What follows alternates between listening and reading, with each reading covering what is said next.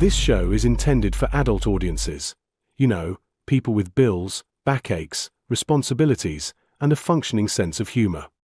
It contains strong language, stronger opinions, and the kind of jokes that might send the emotionally fragile into a full-blown meltdown.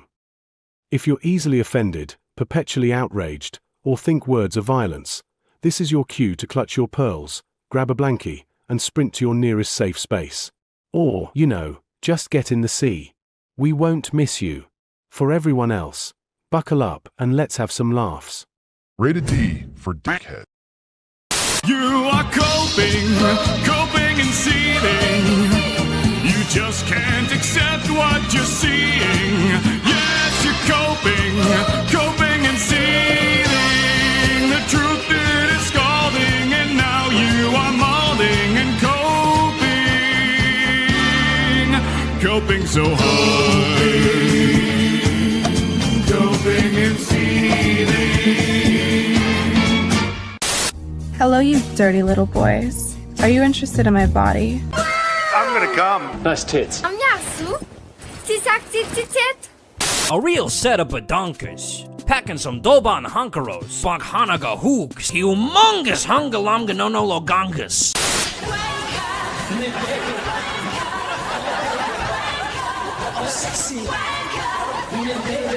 I want people in the industry to be a little bit louder about people being mean to other people, and maybe say it's not a good thing. I don't really care, Margaret.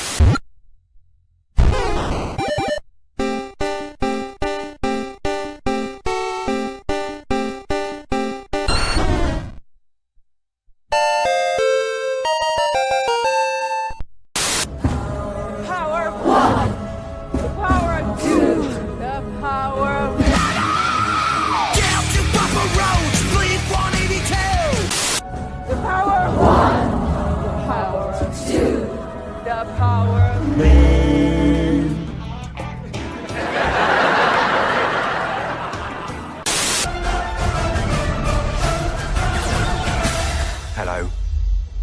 I'm off. Basically, run. What's going down, babes? Show me the loving. Silence! You are too gay to be the doctor. I'm wonderful, and I'm the most amazing person in the universe. Exterminate!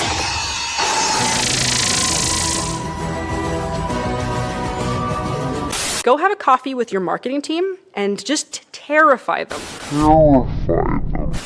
With the possibility of what's going to happen if they don't give you what you want. But hey, that's just a theory. A theory. Demonic presence at unsafe levels.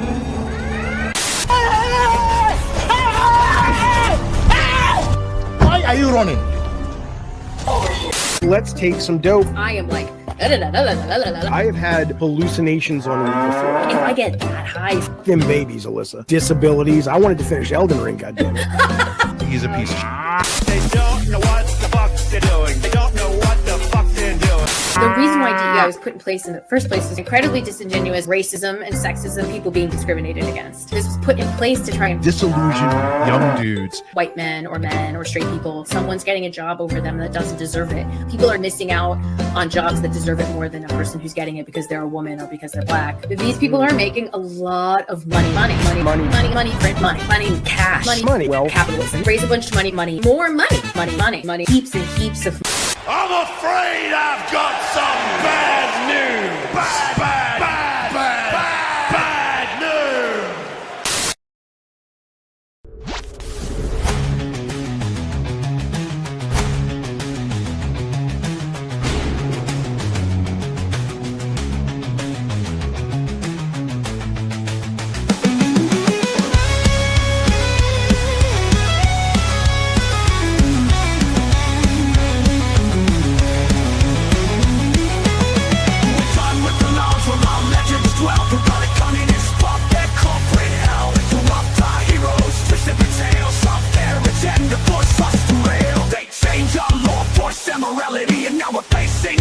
Mortality. They lost the plot, we'll take a stand. These corporations must perish when we claim our land.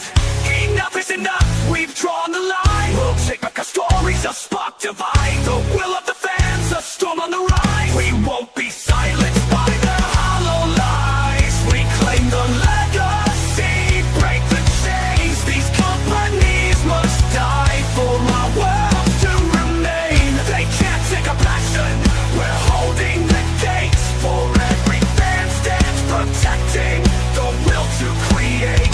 We are the true keepers, the defenders of lore, and we won't stop until we settle the score.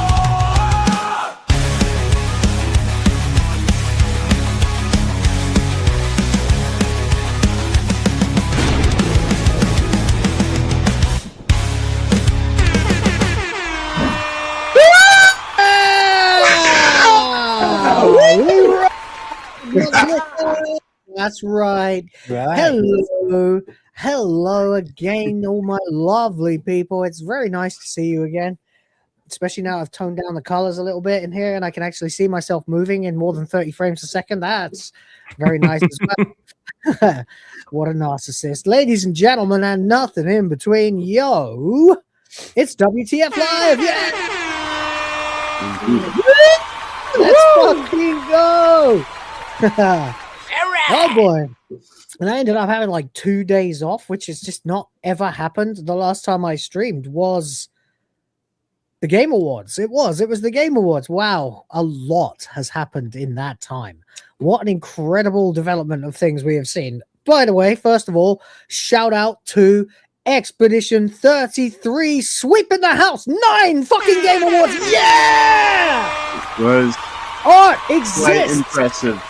It wins. It was robbed. It was robbed. Sound design. Really? Sound design? Well, you know, I mean, it got score, and to be fair, I don't really remember the sounds that much.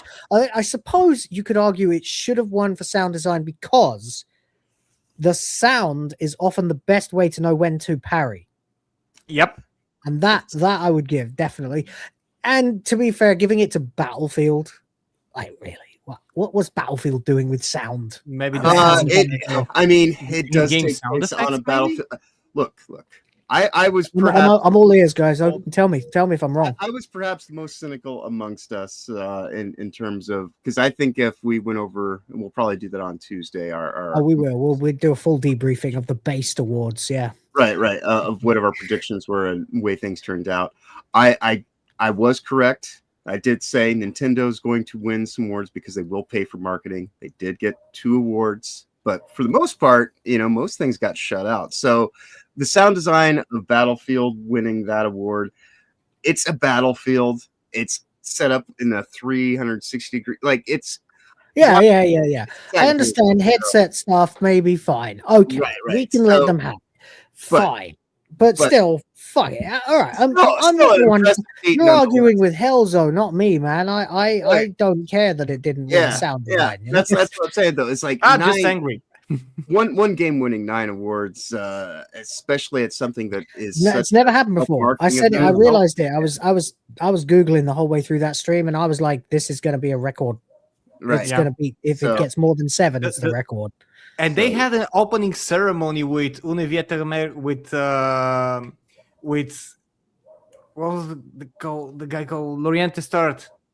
Loriente Start, the guys doing the that was glorious. Oh, it was look, as the son of a musician who has written an opera, I can say I love that guy got to experience that moment in his life. Yeah. I've never been so fucking happy for a human being than to see that SoundCloud man who got picked up by a French indie dev studio and made the fucking game of the generation. Yep. With the most beautiful music that people were playing in their cars. And at the end of it all gets to stand on stage at basically, well, I've mocked the Game Awards, but it still holds some prestige, generally speaking, and sit and shred out his own fucking song in front of a very eager audience and all of us watching at home. The whole group of people that are like gathered from here and from there. Yeah, basically made it into a whole orchestra, like a group, and now they're touring the entirety of the Western Europe with several. Let's and go. all of them fucking sold out like in days. This is glorious, isn't it? All of it was glorious. I genuinely would not have believed it would have gone as well as it did, the whole event, if it weren't for the fact that I was literally watching it with 6 other people, one of whom was calling me black-pilled the entire time. So like, I was like, okay, it's ironic, you know, considering it was Atreus. And but anyway, you know, but there you go. If I would not have believed it if it didn't happen right before my fucking eyes. The Game Awards had a redemption arc the other night. We'll see how it goes from here. But at least for the next year, I'll have to say the last Game Awards was very satisfying to watch. So it was kind of an about face with as much as it's been about stealth marketing and other weird DI. Didn't feel like I didn't feel like the boot of marketing was on my neck. No. It was interesting because normally the Game Awards, the awards are like the least of it, and it's all I mean, that's still true. All the they marketing did have like 4 or 5 at a time into just the award for blah goes to this, right. This, But they highlighted all the important awards. they highlighted the important awards for the most part. It's just where E3 migrated. Yeah. And now it's the end of the year, which actually I like. So to be quite honest, like the awards were actually better than most of the stuff that they debuted. Like it was kind of underwhelming in terms. Yeah, of I didn't. They showed. The Tomb Raider thing kind of annoyed me because I thought the game looked like if this is actually representative of the gameplay, then they've captured the general spirit of the gameplay. Right. I'm one of the people who said that's not Lara though. That doesn't look like Lara. That looks like. Like they've tried to meet in the middle somewhere between flat-chested masculine Lara and traditional Lara, but we want to see the actress. We want huge, cartoonishly large boobs on a body that can't actually support them. That's Lara. What's wrong with that? That's what she looks like. That's how she was created. Yeah, I will be happy. The character's got some cleavage, but it is not quite as big as the boobs should be, and this is being objective. As a guy who looks at a lot of tits on the internet, like I think, I have some credibility. The face doesn't look right either. They've never got her face right. She's Mediterranean looking. No, she's supposed to look like a slightly exotic, almost Italian kind of British woman. So. I don't know. I'll wait until I see an actual image of. I just don't get it. I don't who they based her off, like the model. Who they modeled her from. I don't care about that. I just want her to look like she did in the fucking 90s if that was rendered into reality. True enough. They haven't done that yet. And so that's it. That's my line, and I'm not bending on it. Well, there's still you have right? made plenty of reference models.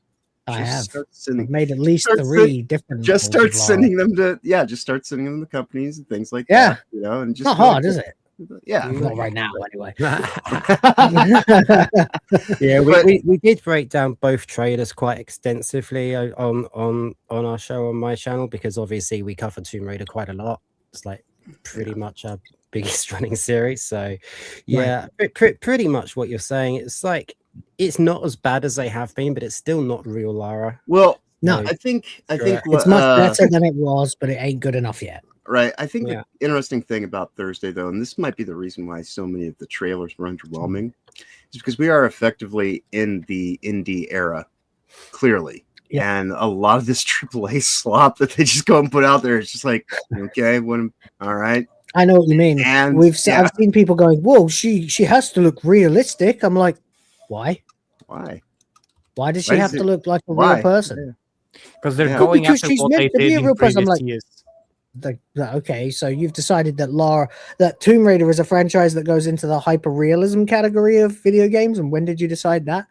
Was it around about the time that we decided that Link needs to be anime?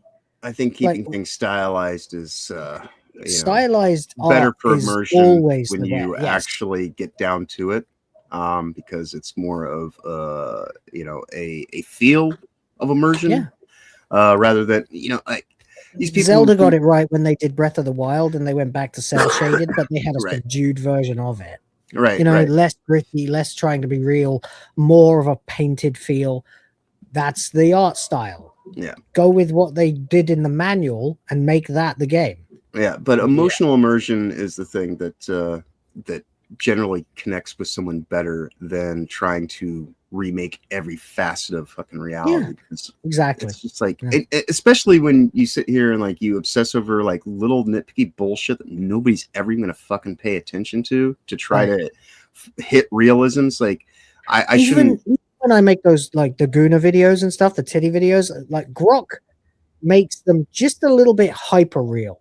Right. Just a little bit caricaturistic, just, you know, slightly bigger than normal eyes, slightly, you know, more accentuated features, just like 5% more. Mm-hmm. And your eye can tell you're looking at something that isn't real. Even if you start with a literal photograph, it will end up hyper amplifying certain aspects. You know what bugs me about the whole thing? Reality is dull, you know? It is. That's why you do gaming. That's why we play fucking video games. Exactly. But- you know, but what make concerns reality me- boring again. That's the fucking thing I want. Make reality boring again. That would be Yeah. nice. Well, look, in certain parts of the world, reality is very interesting. Don't ask me how I Yes. know. I know that there's a lot of very interesting things happening in reality, and I really wish they weren't. Like I said, Yeah, make it's like- reality boring again, so I could just go back to Let playing us not fucking video live in games. interesting times. Yeah, I used to have That's to old escape Chinese to curse. be interested. Now I'm like, oh, the Democrat Party is what now? That what? That's like a fucking TV series. Oh God, please make reality boring again. You know. But there you go. Anyway, that was the Game Awards. I was very pleased with that. And the other thing I wanted to shout out before we get into the show proper was John Cena's retirement match, which a lot of people are very angry about, which I didn't really understand. I wasn't expecting a tour de force. I was expecting a relatively routine by the numbers wrestling match, which we got. I was expecting that he would probably lose, which we got. And a lot of people were very angry because he tapped out. I'm like, but that's the perfect ending for Cena because they wrote his character for 20 years to never tap out. And then he tapped out. And even the moment when he did it, he sort of goes, you know what? This is enough. And taps. And I thought, you know what? They actually pulled off some subtle brilliance with that. And yet everyone was going fucking nuts. The crowd were chanting bullshit. I'm like, Oh no. yeah. Well, you know, you guys are too used to MCU sludge. You don't know how to appreciate subtlety anymore. I think to some degree, a lot of those people are probably pissed off because they spent so much money to ultimately see John Cena was about a 13-minute lose. match, but but you know, the point being, wrestling. though, If you don't know that it's tradition for a wrestler to go out on his back, right, then you aren't a wrestling fan.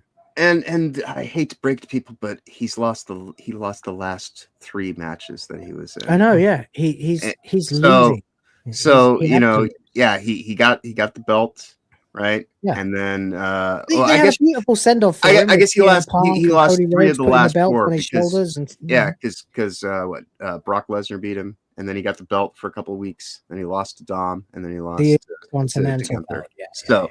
So you know, that was kind of the point, though, is like it's just he lost and he won, then he lost and he lost. Yeah, it's a nice wind down.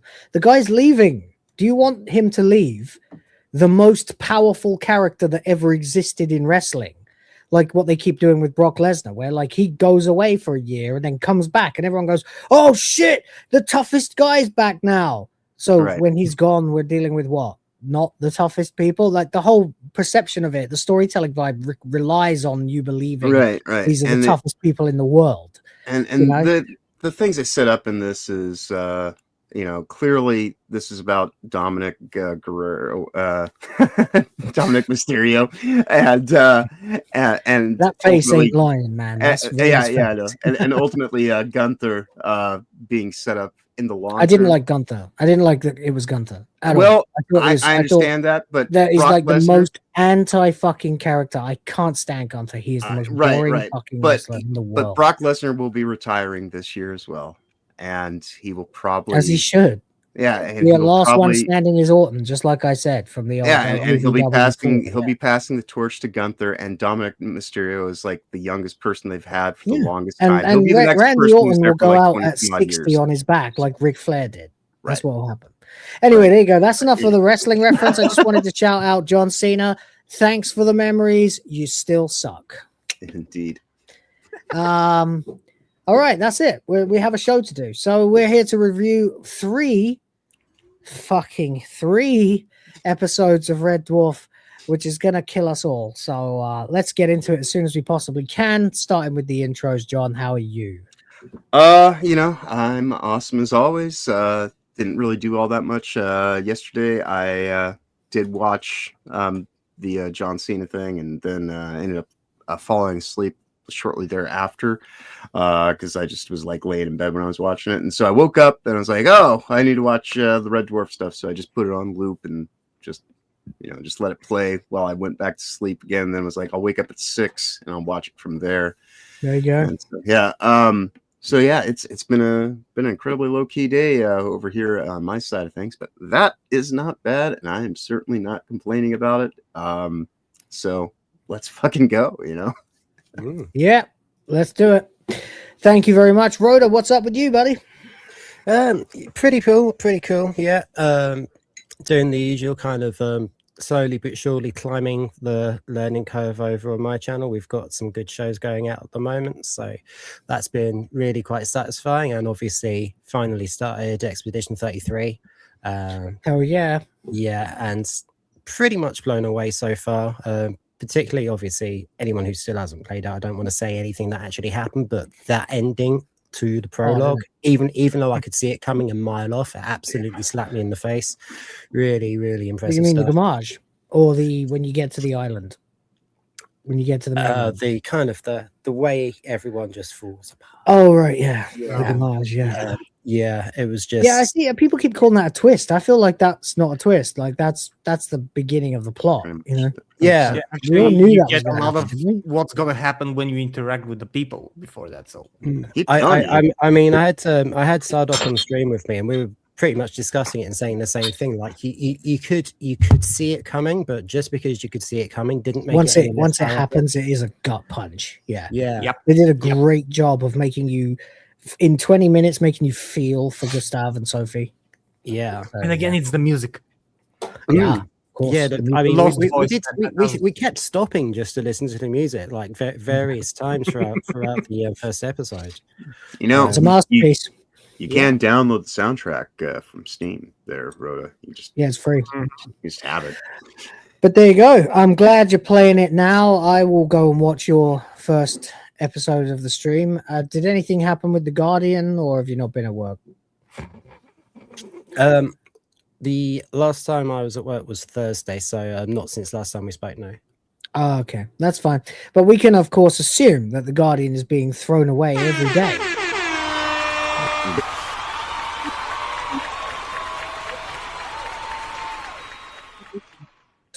There we go. Helzo, how are you, buddy?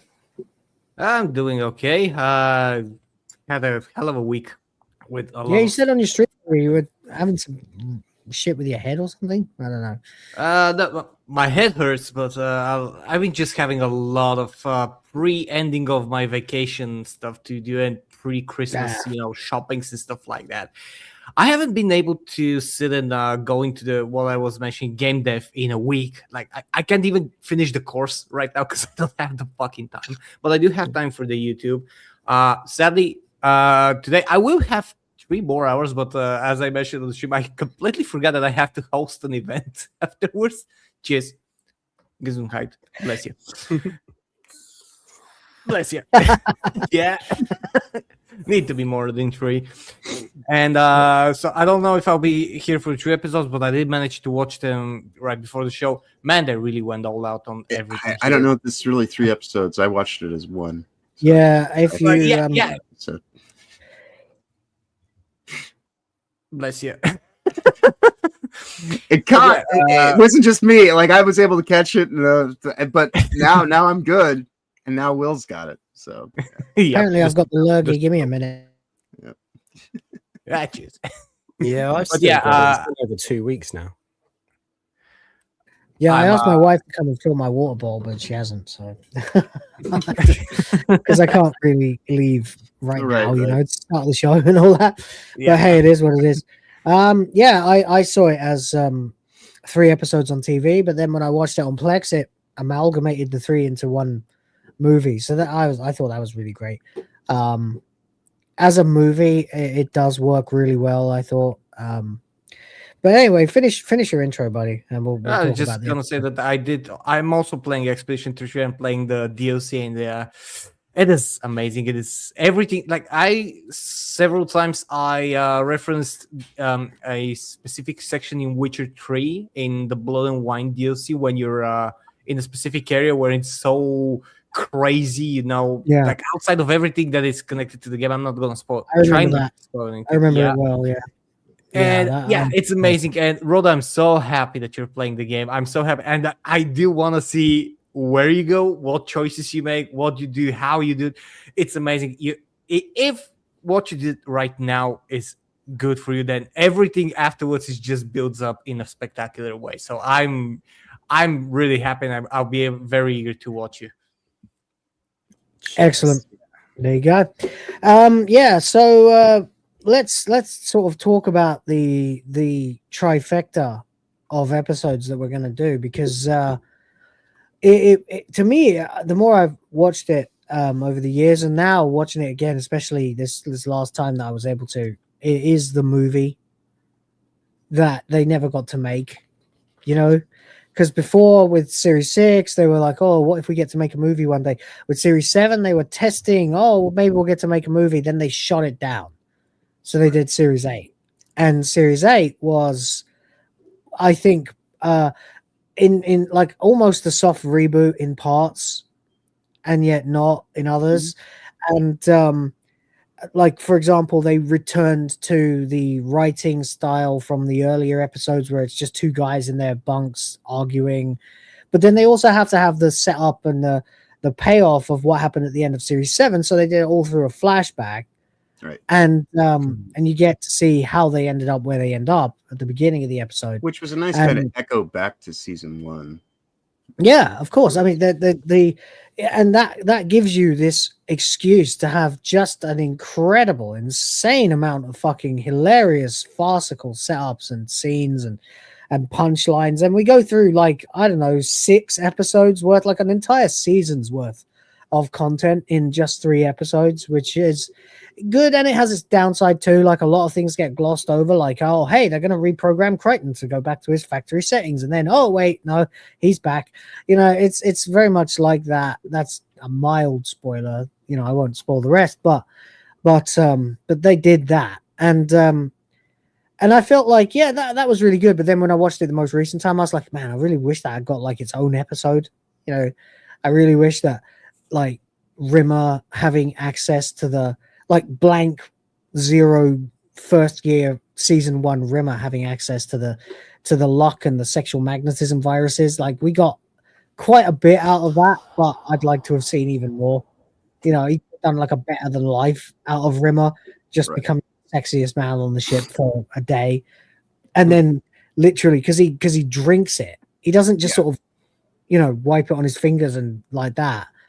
He takes like a shot of sexual magnetism, and as a result, he temporarily becomes a rape victim, a serial victim, and I think that would have been even funnier if they fleshed it out more. So basically, all I'm saying is I love it and I'd like more of it. What do you guys think? I thought it was quite cinematic in the way that it was constructed. Yeah, you were hyping it up in our chat. Lots. Yeah. Because like I said, the cut I have of it's just 120 minute.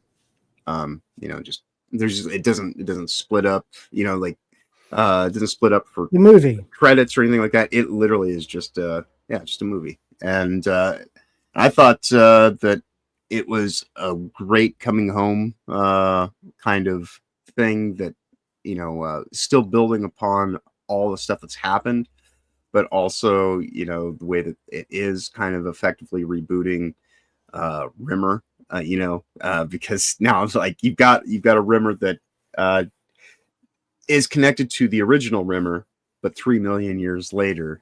And how many people on the ship actually don't even know that, what time it is. And they just assume that all this stuff's, been going in a chronological order of events. and don't have like this huge time gap that they have to account for, and it's of course, yeah, it's really smartly written, and Kachansky it's very clever. Kachansky's fucking fine. Yeah. Yeah. I have no complaints about what I've seen so far, and all right, yeah. All right, Rhoda, what do you think, man? Like, one of the most interesting plot points for me is, like, obviously the resurrected crew, the accident has never happened, so this new version of old Rimmer doesn't have the guilt behind him from that accident, which is why he's perhaps like even less mature than like a series 1 to 6 Rimmer. He's kind of he's not got this thing that he's like rebelling against and trying to justify himself so much. He's just literally being an arsehole. The world loves he's Rimmer without the tragedy. Yeah, he's not suffered the consequences of his own actions, so no, it makes him quite a different character. It's like literally just episode 1 Rimmer is what we've got back. That's right. Yes, pre-accident Rimmer, where he just genuinely thinks he's destined for greatness, and yet he also, again, as it is Rimmer, is intimately aware that he has no chance at actually legit gaining this greatness. So he immediately resorts to sneaking around, double dealing, and making deals and stuff behind people's backs, and sucking up, and all the Rimmer greatest hits. So it is fantastic. Yeah, you're right. It's Helzo. On one hand, I want to say that they really went very far with the budget and production wise. Like it really feels quite different than even like Series 7.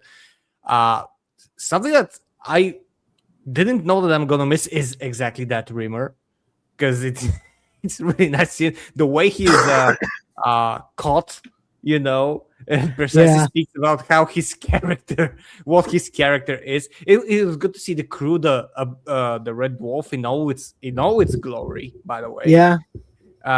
And the way that, like, just from the intro of episode 1, when you see the cutaway scenes and all the CGI and how good it is, especially I think in the episode, the third episode, what they're doing with the whole one of the scenarios where they have to get out. I'm trying not to spoil it, but it involves the cat.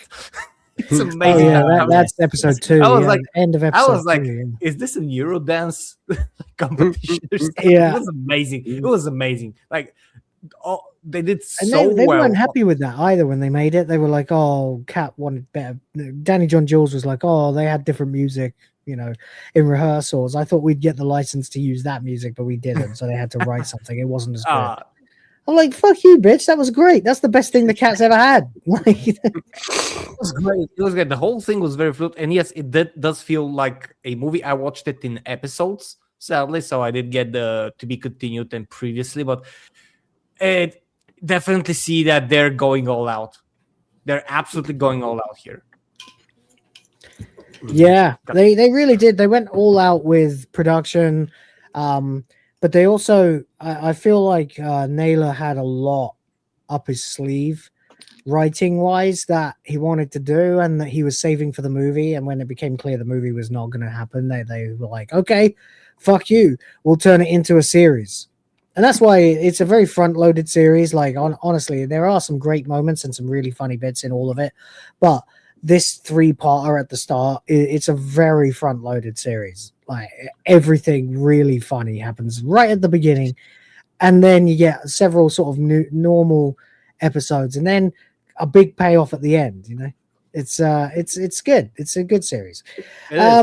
But there you go. Anyway, I think we should probably get into it. Before we do, though, St. Hugo's gifted a membership. Hello, and thank you very much. That's one more for the GRIFT Force. Yeah!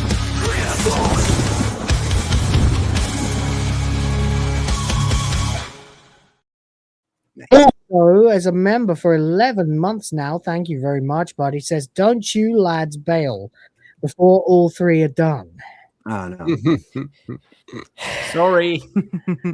I don't know how. Yeah, well, we won't be able to. Or at least I won't be able to. But no, I think we'll all hang out for I'm as here. long as we No worries. You're just going to have a 9-hour stream. There you go. Yeah. It's going to be long, so we better get into it, really. We better get started. But before we do, of course, if you guys would like to help us, you can super chat. I would like you to super chat your thoughts on these episodes as well. As also, super chat if you have an idea for an award category for the year 2025.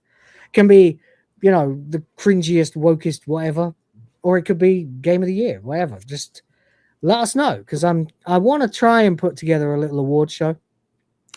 And I want to make the categories choices that you. I have a nomination for cringiest, wokest thing. I bet you do. I'm sure that'll be a category anyway. Yeah. Alyssa got on a plane to go all the way to California just to watch the awards in someone's house. I know. What? I know. That is. I'm ultra cringe. unfortunately I'm involved in various circles that are all laughing their asses off about that. Actually, I think it's fucking hilarious to get doled up and fly to the opposite end of a country to attend a screening of an event that you are not invited to, while your mortal enemy is in the fucking seats for free with his family. It's all right. I'm sure you can hug your kids better, Alyssa. Oh, wait. Yeah. You really do have nothing to show for your life, do you? All right. Well, there you go. Anyway. She has a picture of her and Amy Lee, who is looking rough. I know. I saw the show. I was like, oh, God, she really does look like an opera singer now. Fucking hell. Rough. Rough is the nicest way of putting it. She's turning into, the lady that jerks the curtain at the end of the show. Which is funny because our good friend is right behind him. But yeah, that's one of the most pathetic things I've ever seen in my life. That would be like me flying back to England to watch Last Night of the Proms on the TV, on BBC One. What the fuck? Why? Because it's desperate. It's cope. That's what it is. It's an incredibly expensive and elaborate cope, is what it is. Especially when you complain on one day about cost of living issues you have and this and that. I know, yeah. And then you're taking bathroom selfies from someone's house. I know. Right. It's unbelievable. It's delusion. It's so pathetic. Yeah. Alyssa, you're a fucking joke. All right, just accept it. Yeah. Anyway, there we go. It would be like us flying out to the Philippines to appear on your show from an Airbnb. Right, yeah. It would be like you guys booking tickets, flying out here, and then going and staying in a fucking Airbnb, and the show looks no different except you don't have your backgrounds. Right. In fact, it would look even more kind of muted. It would just look like 3 hotel rooms and me in my house. Why did you do this? Because sometimes, John, people I'm being harassed. really, really, really, really dumb, motherfucking dumb decisions. Right. Based on their outrage and seething anger. And then they actually have to see them through. And then try to make out like there was something good that came from it. Right. And yet we all know that there wasn't. Because we're not stupid people. We can understand how things play out in the real world. Now, do you think it's rats, you wasted $1,000 and you have nothing to show for it? Do you think we all have a new hairdo to draw when we are making the fucking joke meme versions of you in our fucking Jackbox games? Right? There you go. Do you think she bought the plane tickets back last year? I don't know. I know it doesn't really matter, but I don't think so. No, I think she knew that Smash JT was going and got so fucking felted that she just decided to bail her credit card on a fucking ill-advised series of decisions. Which is even more pathetic because at least what I'm suggesting, she went under the assumption that she was going to get invited back for a second year in a row, so she just bought plane tickets. Just bought them. Just got them. Maybe you're right. I think I prefer it if it was an angry act of desperation. More hilarious if it was the desperation ploy. I think it'd be like Smash JT, bye.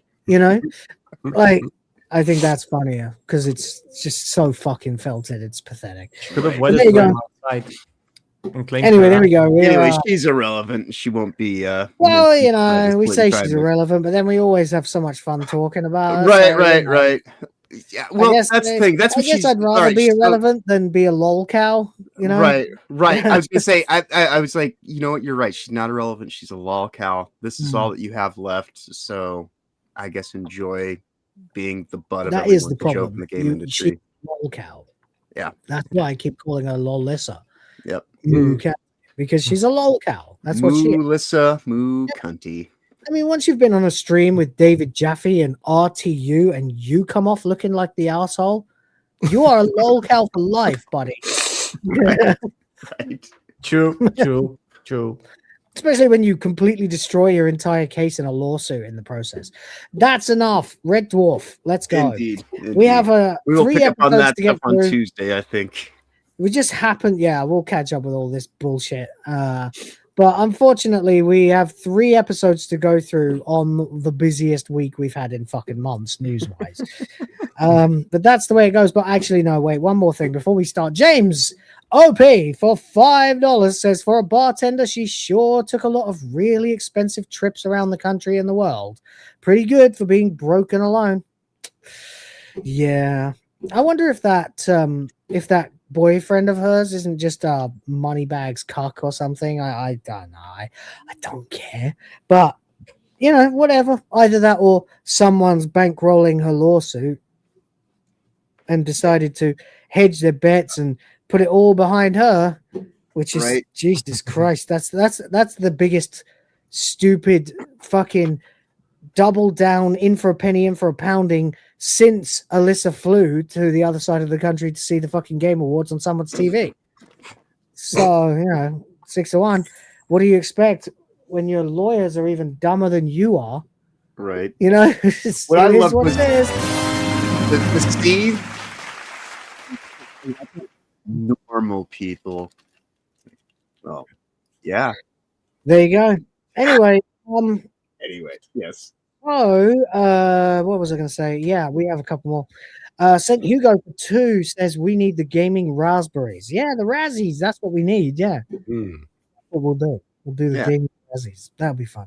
It doesn't have to just be gaming either. It could be the pop culture fucking Razzies. Except the actual Razzies, not the corporate Razzies like the real Razzies. The awards of the fans, you know? Yeah, there you go. The fannies. Right. Maybe we'll call it that. The willies and the fannies. There you go. Anyway, James RP for another $2 says, I call her Analissa because she's a pain in the ass. Yeah, that's what it is. Yeah, got a bad case of Analissa right there. Not good at all. Thank you, buddy. Appreciate you for the additional 2. All right. I think that's it for now. Yeah. Cool. All right. Let's get into these fucking episodes because oh my god, my cat is in here. Hello. Kitty. What are you doing? When did you get in here? When the fuck did you... She's been sleeping behind some boxes, little bitch. Okay. She's like, I was about to ask you the same thing, Will. I just been chilling here all goddamn night. Every single time. Every time we have something really important to do, you know, something gets in the way of it. Mixer, you're on TV. Hello. You being a good girl? Yeah. She's not a very friendly cat, but she is when.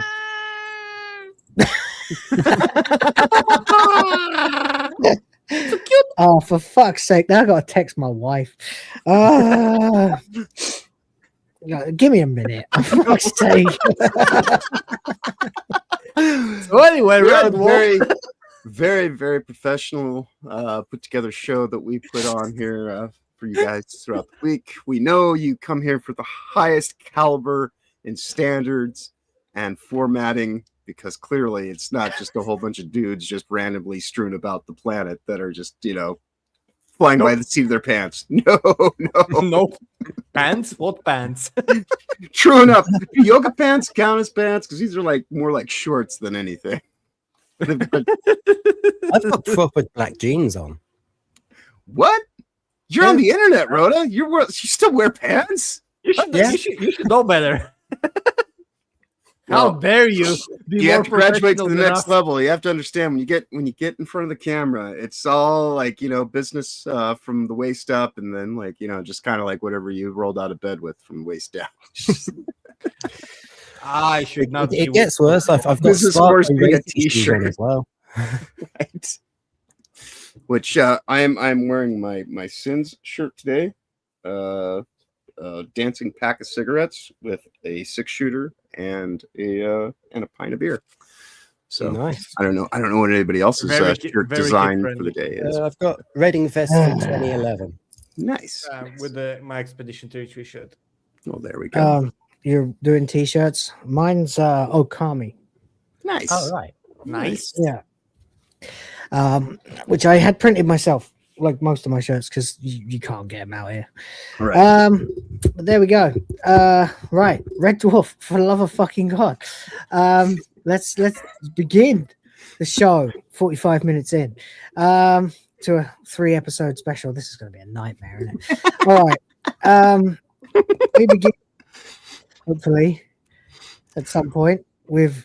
We'll gain a velocity as we're going through. Yeah, is it gonna work or not? Why is it not? I can't.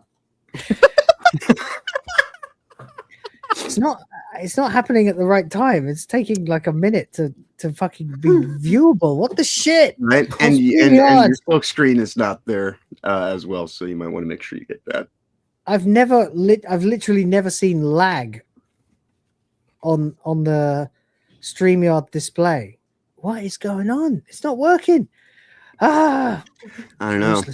I think the entire universe just says nope at this point. Yeah, it's like everything possible to make it not happen. Right there, we're in real time now. There Good. we are. Okay, so we begin, of course, with the establishing shot that I've already passed of the tank. The tank is a completely isolated deck on Red Dwarf that looks like it was shot to look a little bit like the hole that Palpatine falls into the core of the Death Star, like exit this place at your own risk kind of thing. We come in and we find that inside this is Lister, who we last saw, of course, on Starbug with Kachansky, Cat, and Crichton. And now he's here wearing this jumpsuit. And of course, we're probably going to already have figured out that he's in prison. So how did that happen? We'll get to it. He's lying on his bunk. He's reading this magazine, just a sort of general magazine, like the kind that's already obsolete now, but apparently they still have 3 million years in the future. And he's talking about some old man, the old movie star Argyle Summerfield, who just had a baby with his nurse at 83 years old. And it's all very classic Red Dwarf. Just literally the whole scene is set up to make it clear to you that no matter whatever Lister's talking about, Rimmer is ignoring him. Yep. Why is Rimmer there? Well, that's another question we'll get to in a moment. But so Lister is reading this banal nonsense bullshit pulpy article about an old celebrity having a baby with his nurse, 83 years old, because he has got nothing better to do. Yeah, I do think that this really captured reestablishing the vibe of Series 1. Yeah. Immediately, Yeah, of course. They by no accident do they have the two of them lying in bed with Lister on the top and this is a Rimmer great on the way bottom. to establish the shot, though. Yeah. We've gone right back to basics because as far as we're concerned, or as we will discover soon, for Rimmer, basically nothing has changed. Right. He is effectively season 1 Rimmer. And he is. He's season 1 Rimmer, except he's about 20 years older and he doesn't know why. And, we'll get to it. How we missed you. Yeah, we did. The show was great without him. It was, but come on. It's Rimmer. Indeed. No Rimmer. Very difficult to say that it is exactly the same show. I don't want to say no Rimmer, no Red Dwarf, because that's clearly not true. We've very much enjoyed the last few weeks, but Rimmer Yeah. Now that you mentioned, I think they played it perfectly for the length of time that Rima wasn't there, and they had a couple of episodes that very heavily referenced or showcased some back story with Rima in the previous series, and they played it perfectly in terms of length that he was going to be absent. Yeah. Yeah. Well, exactly. What I think is really cool about it is, because they are reestablishing the dynamics of season 1 Rimmer to all this, all that character progression, all that stuff that we've gone with through all these mini seasons is now effectively reset. And so the thing that kind of really made Rimmer this interesting character, not to say that he wasn't as they went through from season to season, but the vibe of Rimmer is 100% reestablished as as Lister's foil. Exactly. Yeah, you're absolutely right. But there is also another ulterior motive to this scene that is becoming painstakingly clear, or rather, it's painstakingly made clear through the performance of Craig Charles, acting against literally no one, because Rimmer is completely ignoring him at every available opportunity. And what is that ulterior motive, Rhoda? What's Lister really trying to do? He's trying to make him mad. He's trying yeah. He's winding him up. He's just trying to get a reaction. That's it. Exactly. He is desperately trying anything he can to get Rimmer to speak. Yeah. Rimmer will not say a word to Lister. He is furious with him. We don't know why yet, but of course we can probably figure it out. But he is fucking beyond angry with Lister, to the point that he won't even scream in his face or call him a goit. He will not speak to Lister. And Lister knows this, and so he's doing every possible thing he can think of to annoy Rimmer, just to get him to talk to him. Right. And so there we go. So he's telling him all about this 83-year-old dad. He says, I bet he'll not have to get up in the middle of the night to give the baby his feed. He'll probably pretend to be dead. Darling, can you give the baby the bottle tonight? It's all like that, but it's not working. Although credit to Chris Barry for the performance here, because his face is a fucking painting in this scene. He says literally nothing for so long as his face quietly turns purple with rage. And it matches the uniform. Yeah, it's glorious. Yeah, these ugly lilac sort of lavender jumpsuits they've got on is awful. Anyway, Lister sits down at the table with him after Rimmer gets up and tries to walk away, but he can't go anywhere. He can only go to the table. So Lister joins him once again. He's still talking about the fucking old man having a baby with his nurse, saying it's not going to work, is it? The only advantage, as far as I can see, is that the wife can change both their nappies at the same time. It still isn't happening. So he looks at him and he goes, "He's still not talking to me." He's like, it's unbelievably childish, Yeah. He goes, it's unbelievably childish, I've got a good mind to fill your shoes with Ronnie Porridge. He goes, which of course is a reference because Porridge was a show about two guys in prison and how they spend their time. So there you go. He goes, that'll teach you a good lesson about maturity. Because I tell you what, I bet I can make you say something in the next minute. 20 big ones. Shake on it. Of course, he gets nothing. He goes, he tries, he puts his hand on the book, but Rimmer just moves his hand out of the way and turns the page. He goes, all right, if I'm on, say nothing. I'm on. So he goes, I'm going to say something, all right? And you're going to totally lose it. He goes, are you ready?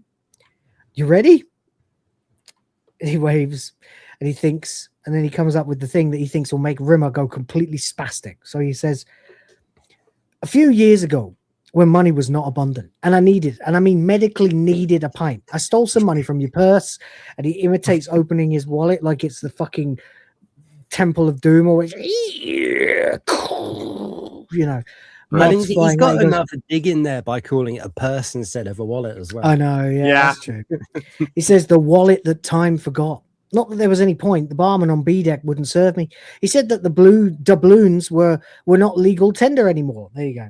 So I fucking butchered the joke. But it says you should have handed them over after the Spanish Armada. Not happening. He goes, oh, I thought that would get you going. He says, you hate people making fun of your stinginess. Usually makes you so angry you need to go and make a pot of tea with a brand new tea bag. Yeah. The other interesting aspect of this too is you can almost like Lister, you know, we just saw the episodes in the previous season where he's accepted the fact that he actually likes Rimmer. Yeah, like he and actually he's matured too. Right, and He's so become more of a leader. Right, and so there's this certain kind of thing where it's almost like he's trying to connect with somebody who's not even there. And, Exactly. You know, and now he's back. Lister has almost sort of devolved. Mm-hmm. He's deliberately trying to behave more like he used to. Right. In a more irritating, immature kind of way. So, so again, to try and get to Rimmer, he finally says, and this is your favorite, Rhoda. He goes, remember Yvonne Magruder. Now, if you remember Yvonne Magruder, she was the one and only person that Rimmer had ever slept with. Or there were two, depending on your continuity. But given that this show plays with time travel and meta universes, continuity is not much to hold on to. But so Yvonne Magruder was Rimmer's great triumph sexually. He gave her one, as he will tell you. And of course, it's to such an extent that in Better Than Life, all Rimmer could think of was Magruder. Get Magruder, because he couldn't possibly contemplate having sex with another woman. Right. Because he's only had sex with one. So he generated Yvonne Magruder and then knocked her up with like 7 kids, and she ruined his life because he can't be happy. But there you go. Anyway, Lister says, I used to go out with her, before you did. You didn't know that, did you? We broke up in the end. It really hurt me. I've still got the scars to show it. He says, they never heal carpet burns, do they? And you can see his face is it's betraying him. The alphabet spaghetti space. Yeah, it's the alphabet spaghetti. That's it. That's right. And Lister is well aware that this is working, so he goes, both cheeks, man.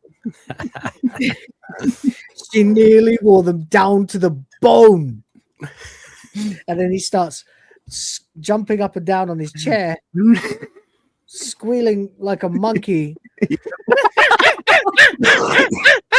Like until eventually, finally, Rimmer goes, will you shut up? And Lister says, what did I tell you? 20 big ones. And I don't know if we've done it justice in the retail, but it does seem like an eternity in the episode waiting for Rimmer to speak. But he goes, I've been listening to you whittling on for what seems like 2 ice ages. And right then you're like, oh, thank you, Rimmer. Welcome back. It's been hell without you, even though it's not. It's just once you get that Chris Barry delivery, I've been listening to you whittling on for now what seems like 2 ice ages. Just boom, just yes, he's back. That's right. And so very series 1 as well. Like I've got much more important things to worry about than what kind of smegging hat I'm wearing. Exactly. Yes, it's a smegging garbage pod. That that guy. Mm-hmm. So we're back, baby. We've got the Rimmer reset, and he goes. I've been listening to you prattle on, blah, blah. It says, my mind is so numb and brain dead, I feel like I've just attended a 3-day seminar entitled The Future of Plumbing. It says, have you any idea how irritating you've just been? You're a master. There are things you could teach to tropical skin diseases. He refuses to talk to him, though, and Lister keeps saying he's sorry. And then he says, it was an accident. And Rimmer says, an accident? You poured a whole tube of it over me, you disgusting, fetid, rotten piece of congealed monkey vomit. And bang, we are back in series 1. Yep. It's glorious. And Lister says, at least you're talking to me. I knew we'd make it up. Then he goes back to reading the magazine and goes, 83. just to continue, like he actually was interested in the stupid article anyway. Right. Anyway, Flashback. 2 days earlier. Yep. 2 days earlier. We are now at the end of series 7 again. They've entered Red Dwarf. They've realized it's huge. It doesn't work. And Cat's pilot in Kachansky is, doing a thing at the nav console. Crichton's there. Everyone's there. And excuse me, Lister points out that his body has shrunk from its gigantic musculature that it had before. Musculature. Turns out that after the nanobots create something, which they make usually a little too big or several sizes too big, it tends to shrink back down to the size that it is supposed to be as they discard the unused atoms. Mm-hmm. And so we now find that Starbug is flying through the vents of Red Dwarf at the size of basically a fly, and yet everything is suddenly compressing. As Kachansky says, air vent walls closing in. Crichton says, we must take action, be bold, positive, decisive. Suggest we move from blue alert to red alert, sir. Which would mean changing the bulb, surely. Yeah. But the cat says, forget red. Let's go all the way up to brown alert. Of course, they've got Holly now as well, who says, all right, dudes, anyone fancy a game of charades using just your nose? Or is this a bad time?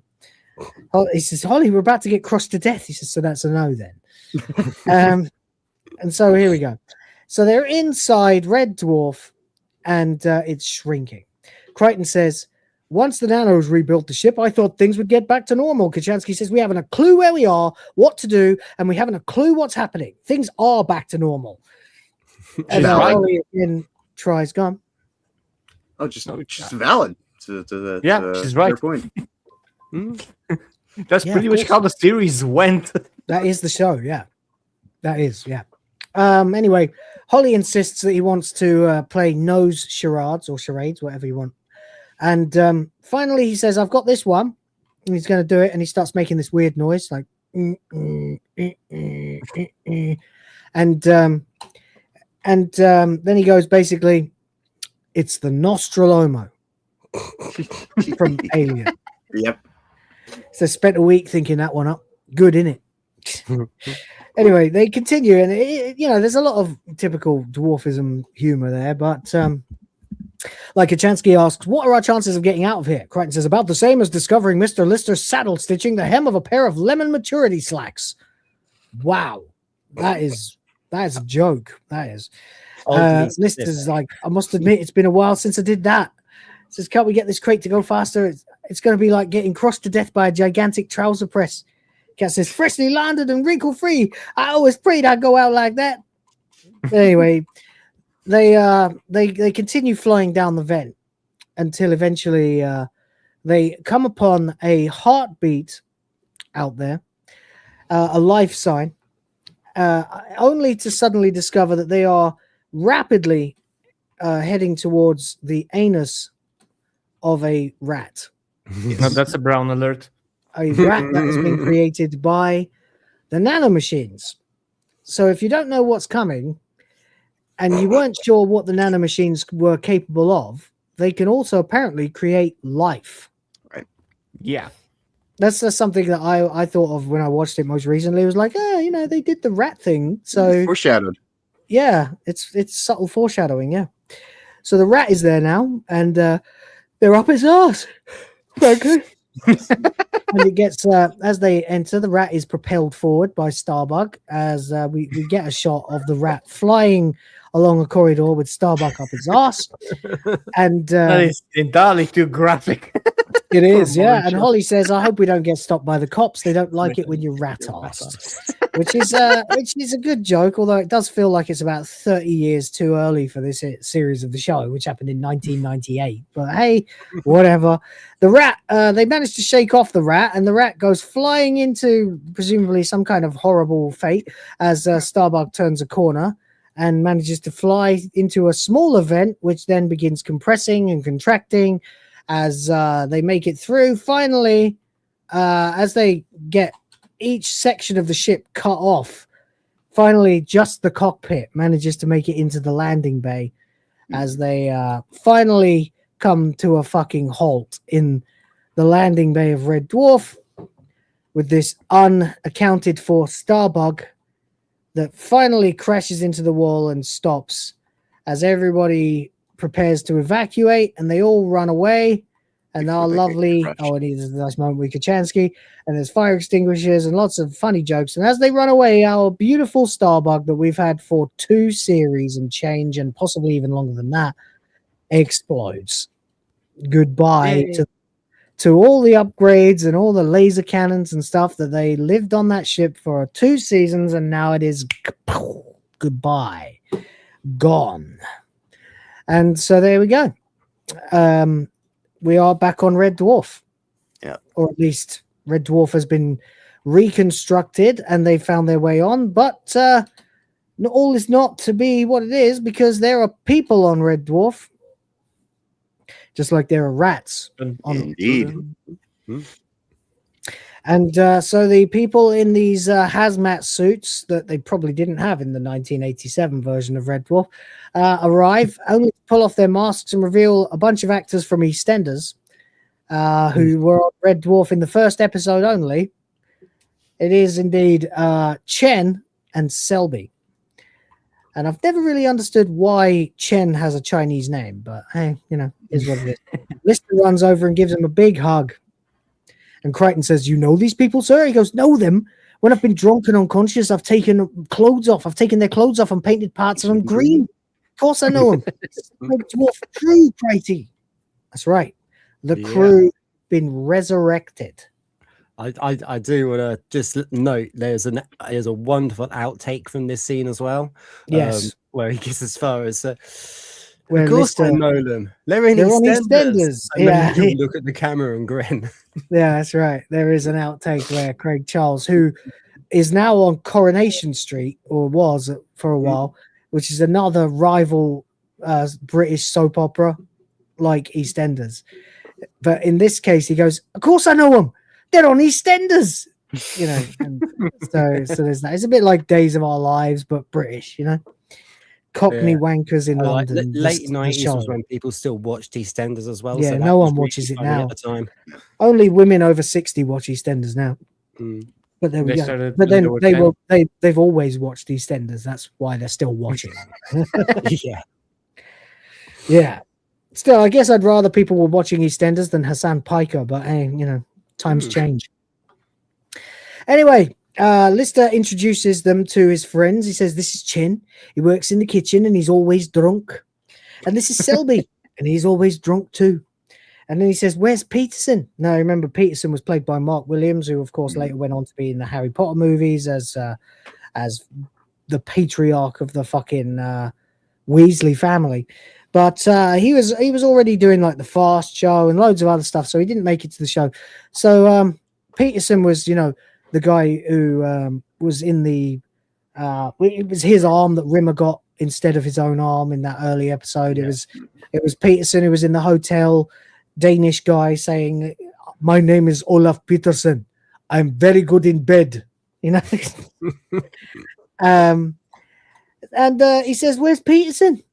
And then Chen says, "Couldn't make it. He's drunk." So that's it, basically. They're all drunk and they can't make it. But, oh, no, it's the captain. It's Captain Hollister. "Give me that cat, Lister."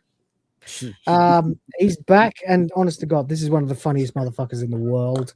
If you ever watch a single behind the scenes clip from Red Dwarf and you get a moment of interview with this guy, he just does not stop telling jokes. He has no off switch. He basically treats every interview he's ever been in like it's kayfabe, and he'll tell you just a whole bunch of absolute shit. It's funny, he plays like one of the more serious characters in Red Dwarf, though he gets plenty of laughs in this series. But he plays like the captain who's strict and stern and stuff, but in real life he is a literal one-liner machine. So there you go. Anyway, so they discover, of course, that the crew are alive, and they want to know what the fucking hell Lister is doing with a star bug. Right. So Starbug and 2 unaccounted fors and Kachansky. Yeah, because of course the nanobots didn't bother to create a new Lister or a new Kachansky. They just created everyone who's dead. Right. Put it back to factory settings, as it were. Because I was kind of curious about that for a second. I was like, oh, but no, because then there would be 2, you know. Yeah, so, no, they've only built the things they didn't already have. Exactly. So everyone on the Red Dwarf crew, which is now 1,000 people rather than 180 or whatever, is alive. And MP Thornton steps over and says, David Lister, you are formally charged with stealing and crashing a Starbug. You are also charged of having no pilot's license and smuggling 2 stowaways on board, along with navigation officer Christine Kachansky. Anything you say now, blah, blah, Miranda writes. He says, do you require any form of aid? And Lister says, yeah, lemonade in a really large scotch. And so here we go. They're being marched up the corridors as Thornton, armed with a bazookoid sort of thing, chase him along, marching him. Lister says, relax, you'll burst a blood vessel. And Thornton says, shut up, you maggot. Do you understand? It's a very different Red Dwarf, closer to concept than the original series. Let's just say that. He says, do you understand? He says, yes. He says, yes, what? He says, yes, Mr. Shouty. He says, yes, sir. And so he gets shipped back to his sleeping quarters, which you will now immediately recognize as the original, or at least a fair reconstruction of them, sleeping quarters from Series 1 of Red Dwarf. Very great. Canonizing every change that they have made since Red Dwarf Series 1. So we can only now assume that they have in fact been living on multiple different decks of the ship in each series, since this still exists and is his actual quarters. Right back down to the grey tones, although let's be fair, they've done a much better job this time around. The grey is less stark, it's a warmer grey. Better camera as well. Yeah, everything's better. What I really like about this is the fact that the space outside is still just a few pinpricks in a black sheet. Right. It doesn't move. It doesn't look any better than it did in season 1. They've just deliberately made it look cheap and awful, or in like a beautiful piece of meta humor. So then we've got the mirror that turns into a screen, of course, the same effect on the mirror as they used in series 1. Cheap and nasty 80s special effects, you know. And Lister is talking to Holly.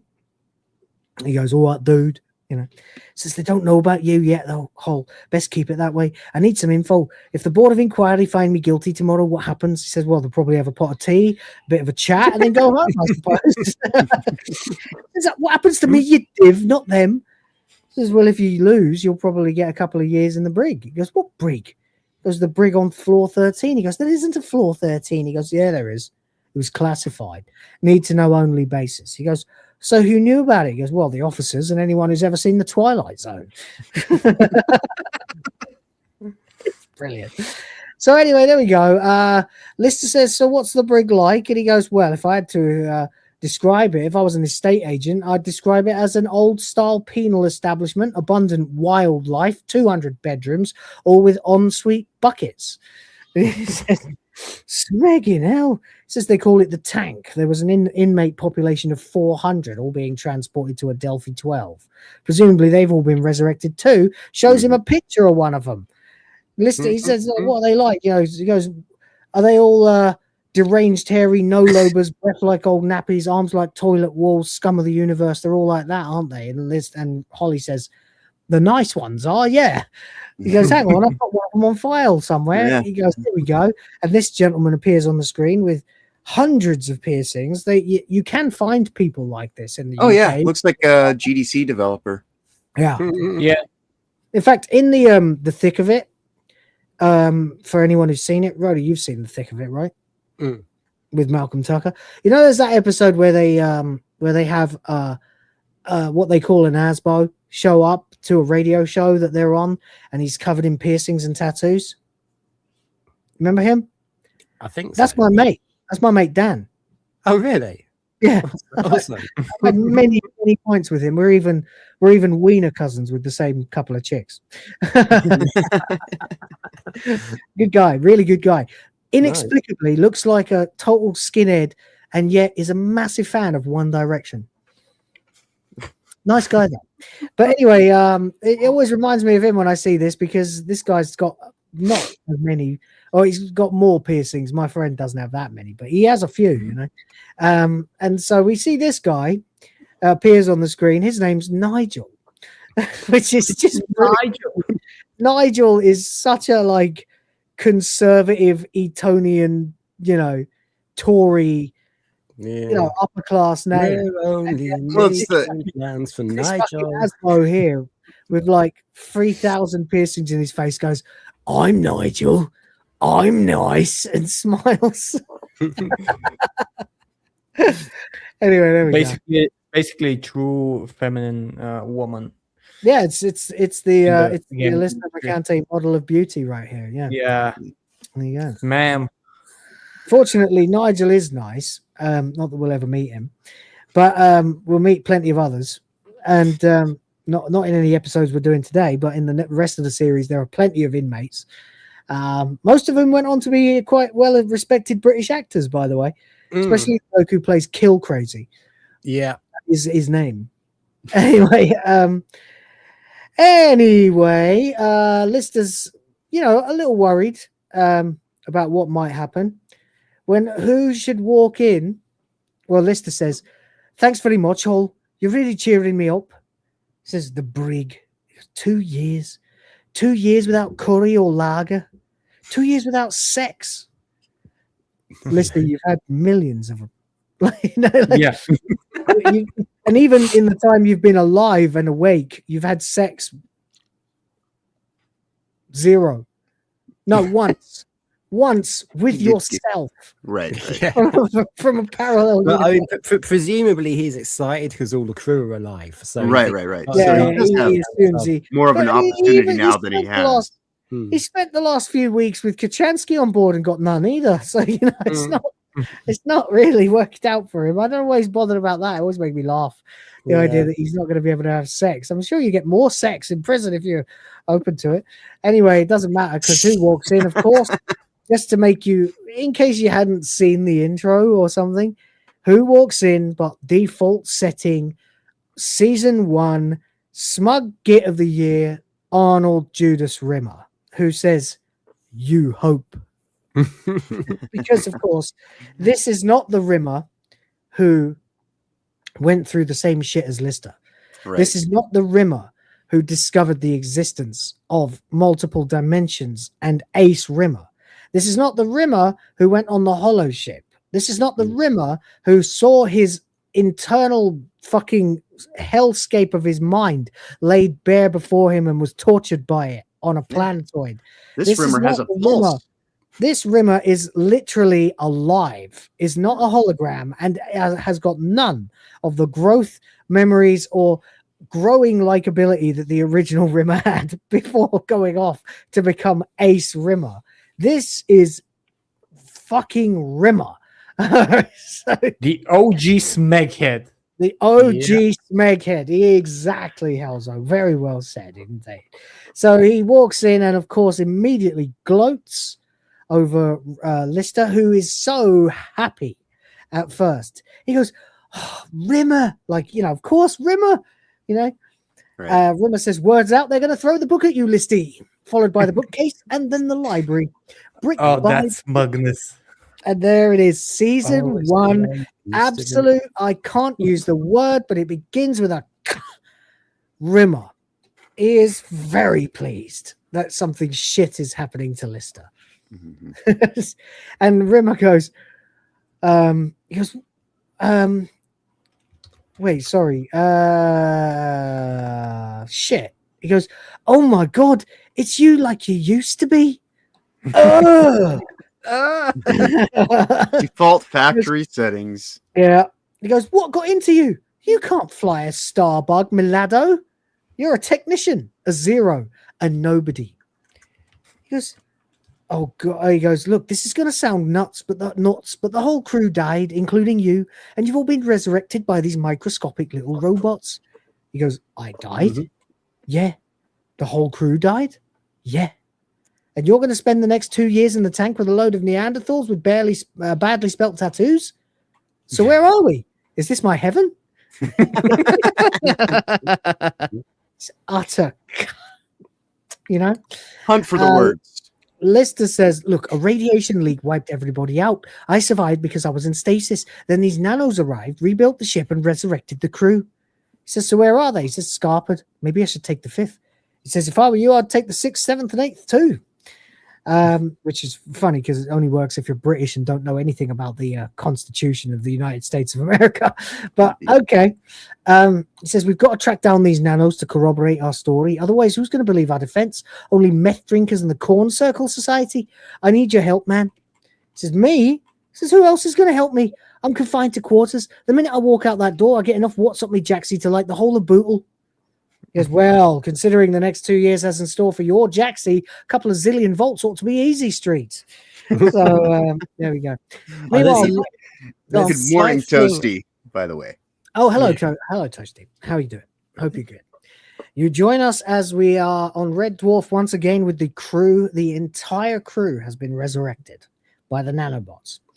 Crichton and Kachansky are walking down. That includes Rimmer, by the way. Default Rimmer from Series 1 is alive again.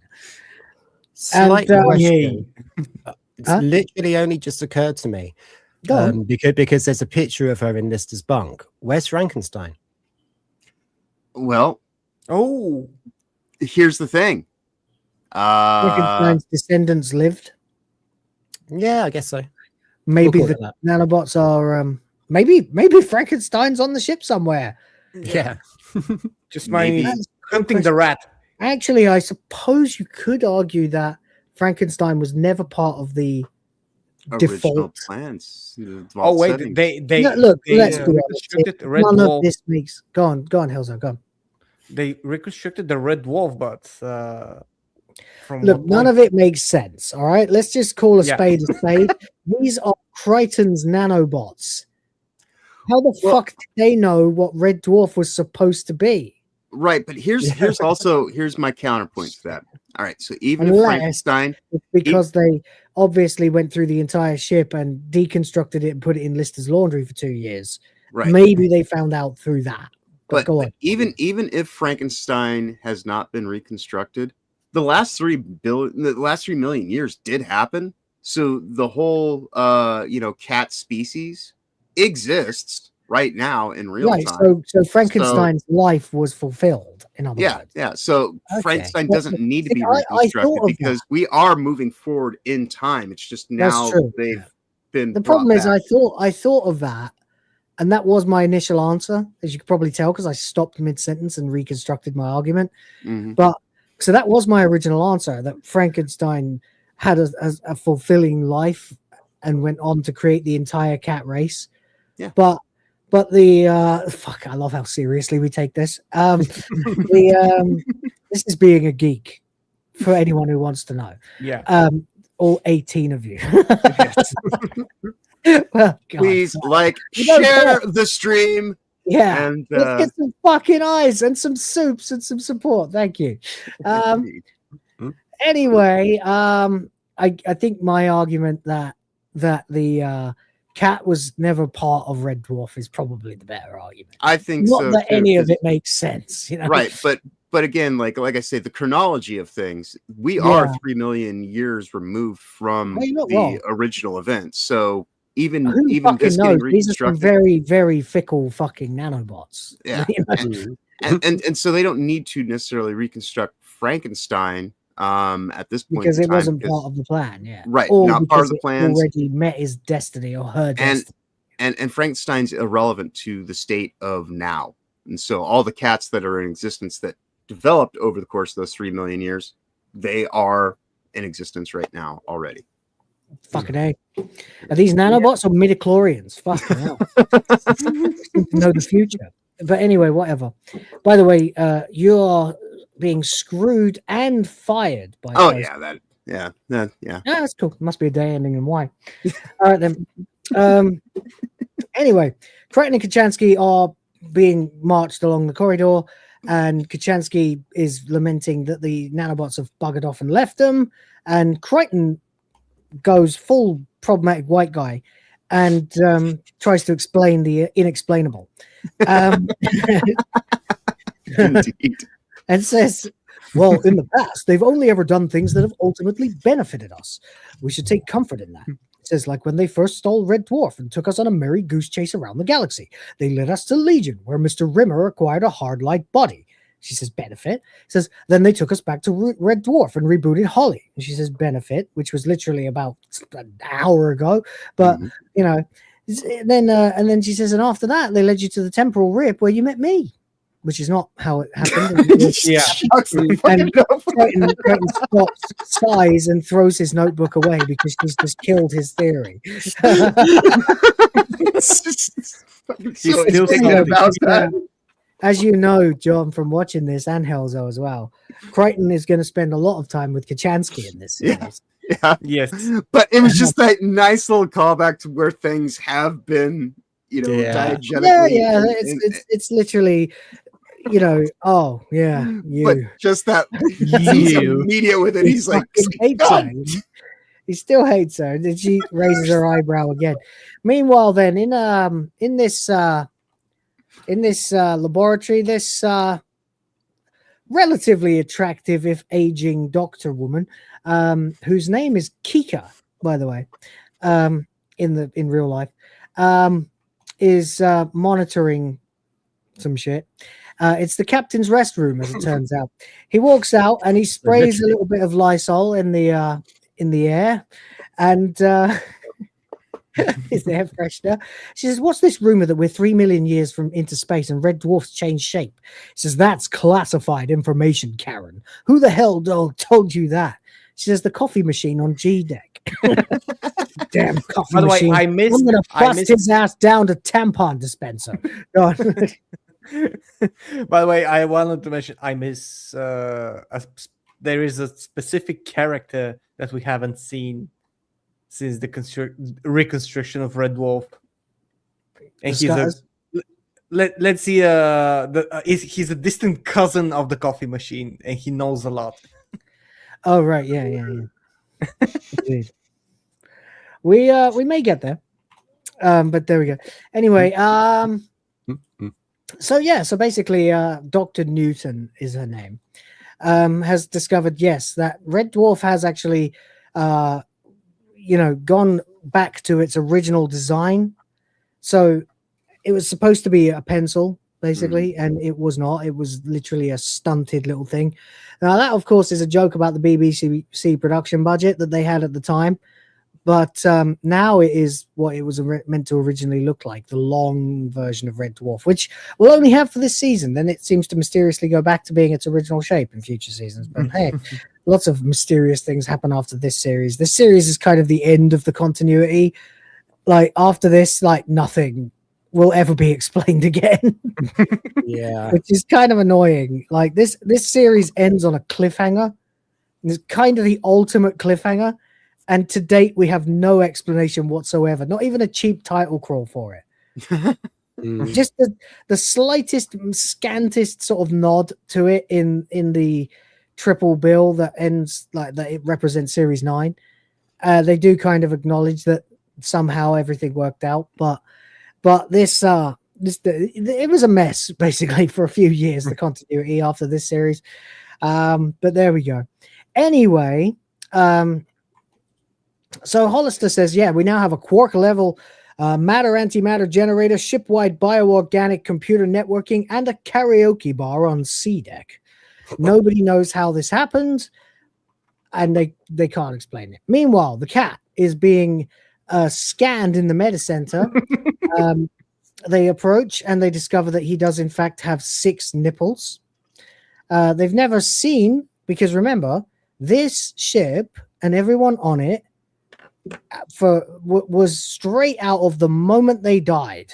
Yep. So they got like a 3 million They've got a years of huge experience 3 gap. million year deficit. For example, and it will come up later, Crichton has not been invented yet. Right. In their chronology in their chronology, there's no such thing as Crichton. Yeah. Because Crichton is invented the century after Lister gets frozen. So it is going to be that kind of episode. So anyway, there's a big joke in there about how the cat's heartbeat makes a rumba. Basically, he has 2. He has like the Doctor's heartbeat almost, except it's more, it's cooler. That's what they say. They say I can't explain it, but its heartbeat is cooler. And so they give the captain some earphones, and he's listening to it, and it starts going do do do do do do do do do do, and the captain do do do do do do. And he's dancing. Yeah, I do. And then love they the bring his pulse in too, and it's it just creates this fucking rumba that everyone loves. Anyway, back to Lister and Rimmer sitting, waiting for something. I can't remember what it is. The captain's office, and Lister says, Rimmer, I'm begging you, man, help me escape. I've got to track down these nanobots. He says, I'm not risking my career and standing up for you, Listy. I'm going places. And Lister says, oh, up the ziggurat, lickety split. He goes, yes, up the ziggurat, lickety split, precisely. I'm going to pass the engineer's exam. And it's, oh, fuck. Lister's like, become an officer. And become an officer. Yes, a man of honor, decency, and breeding. He says, you saying I haven't got those qualities? He goes, generally, people with breeding, when they're bored and want my bridge club chums to wrap up and go home, people with breeding do not play Popeye the Sailor Man with a kazoo inserted between their buttocks. And there you go. And Lister's like, I remember that. I used to do that sort of thing, didn't I? He says, while we're on the subject, Lister, when someone's had a tat too much claret and has fallen asleep naked on their bunk, people of honor generally do not take Polaroids of your snoozing todger, draw a beard, mouth, and ears on it, and then pin it up on the bulletin board under missing persons. Says they don't write underneath, have you seen this man believed to be a French movie star? So there we go. Apparently that was last week, but to Lister it was years ago. So it's like, yeah, last week for you, but you've just been resurrected years ago for me. Anyway, I was Wurlitzer then. I even finished off the Advocate. Says, I finished off that smeg awful pink stuff in the back of the drinks cabinet. He says, that was my Windowline. He drank his fucking Windowline. Says it tasted all right with that Chartreuse green liqueur thing in it. He goes, you drank my Swafiga too? Are you unbelievable? Like, I'm different now. I'm different. I'm more mature, more debonair. I don't even stir my tea with a spanner anymore. You'd hardly recognize me. He says, have you stopped playing the guitar? He says, no. I've stopped accompanying myself on my armpit. What I'm trying to say is I don't have to take my frustrations out on you anymore. He says, how's that? He says, well, I've been away. What is it, 5-6 years? Not counting stasis. I've done stuff that would make your hair straight. He says, I've come through it. I can help you. He says, help me what? He says, get promoted. Become an officer. He says, preposterous. How? Right. He says, information. I've seen the crew's confidential reports. I've seen their strengths and their weaknesses. Anyway, he's not having it. Rimmer, at least he pretends he's not having it because it's, of course, right. But he is still very highly ambitious, especially this. That's what I'm saying. Rimmer just immediately defaults, despite him being early Rimmer, right? And he believes that he will become this thing, this amazing thing, right? Which, to some degree, Lister knows that he can capitalize on because he's been there through the actual he knows how to play character Rimmer. growth, and so now, he almost knows his future. Yeah. So Lister, he does his thing. He decides he's gonna fuck with him a bit, manipulate him a little bit. But Rimmer says, I have my principles. You think you can buy me with promises of power and glory? You really think, okay, I'll do it. Yes. He goes, what? He goes, I'll do that it. was easy. You have to prove it to me first. He goes, you're on. He goes, get me promoted. He says, okay. So he gives him their corrupted, senile OG version of Holly on the watch and tells him to take it, and it will lead him to the crew's confidential files in the wreckage of Starbug. So Rimmer will be able to cheat his way to the top effectively. Anyway, there we go. Now we're into Dr. McLaren's office. And Dr. McLaren is a psychiatrist, which in the 90s meant you're really, really very nice, even when there's absolutely no call for it. And you desperately don't want to make anyone feel uncomfortable for even a second. And you talk and act a little bit like Tony Blair. And in doing so, you inadvertently set up the next 30 years of woke fucking noncery, you absolute arse clown. But there you go. That's how people were in the 90s, you know. And he goes, hello, I'm Dr. Linus McLaren. I'm the shift's psychiatric counselor, which, you know, he plays like it's like he's talking to a fucking child. He goes, and I thought it was about time we got together and had a really good natter. He's talking to Crichton. Right. My name is Crichton, sir. Lovely. Well, we are doing well, aren't we? Now, you're a robot, aren't you? He goes, I was the last time I looked, sir. Yes. He goes, And can you tell me when you were created? He goes, 2340, sir. He goes, very good. 2340. Now, that's in the future, isn't it? He goes, yes, sir. I was created after you died. He says, lovely. Lovely. So I died, and then you were created. And how long would you say I've been dead? He says, well, you're not dead anymore, sir. Which, by the way, is kind of a cheap writing trick where he could have just said 3 million years. This is what happened. This is what happened. But they need a big misunderstanding, of course. Right. So it's a little bit cheap kind of writing, but we'll forgive it because it's funny. So he's like, you're not dead anymore, sir. Aren't I? No, you're alive again now, sir. Can't you tell? He's like, right. I was alive, died, and then started living again. He says, yes, you've been most fortunate, sir. He says, have I? Golly, your chair is screwed down, isn't it, Crichton? He's just checking. It's just checking. Excellent. Lovely. Lovely. Excellent. Lovely. Splendid. Everything is fucking wonderful to this. Yeah. Although, I'm going to end up saying cunt at some point in this stream, so I might as well just do it now. Yeah, but the way that Crichton responded, though, we are dealing with the more humanized version of Crichton. So, of course, yeah. Rather than actually giving the direct answer about the 3 million years, he's just talking. No, that's fair. That's fair. That's fair. He's more conversational and less fact based now. Yeah, right. That's fair. Anyway, we go through this absurd farce for quite a while as he keeps asking him more and more stupid questions. For example, how did I come back to life? He says, you were rebuilt, sir, by these eensy-weensy, teeny-weeny, teeny little robots. It's like, teeny little robots. And he goes, yes, sir. And they make this little noise. So he looks insane. Completely insane. Yeah, just double check that chair for me, would you, Crichton? It's yes, sir. With really long screws that go deep into the ground. Yes. He goes, yes, sir. Says, so what kind of robot do you think you are? What are you programmed to do? He goes, I'm a sanitation droid, sir. I'm programmed to do sanitation type things. He goes, yeah, but you also drive spaceships, though, don't you? Pretend to be the science officer and sit in that lovely swivelly chair in front of all those lovely pretty buttons and press them all. He goes, yes, I do that too, sir. That's sort of thanks to Mr. Lister. Oops. Oh, Mr. Lister. He goes, yes, he helped me break my programming, sir. Over the years, I've managed to develop some serious character faults, of which I'm very proud of. He goes, I'm even able to lie to a modest standard. For example, you have a very fine haircut.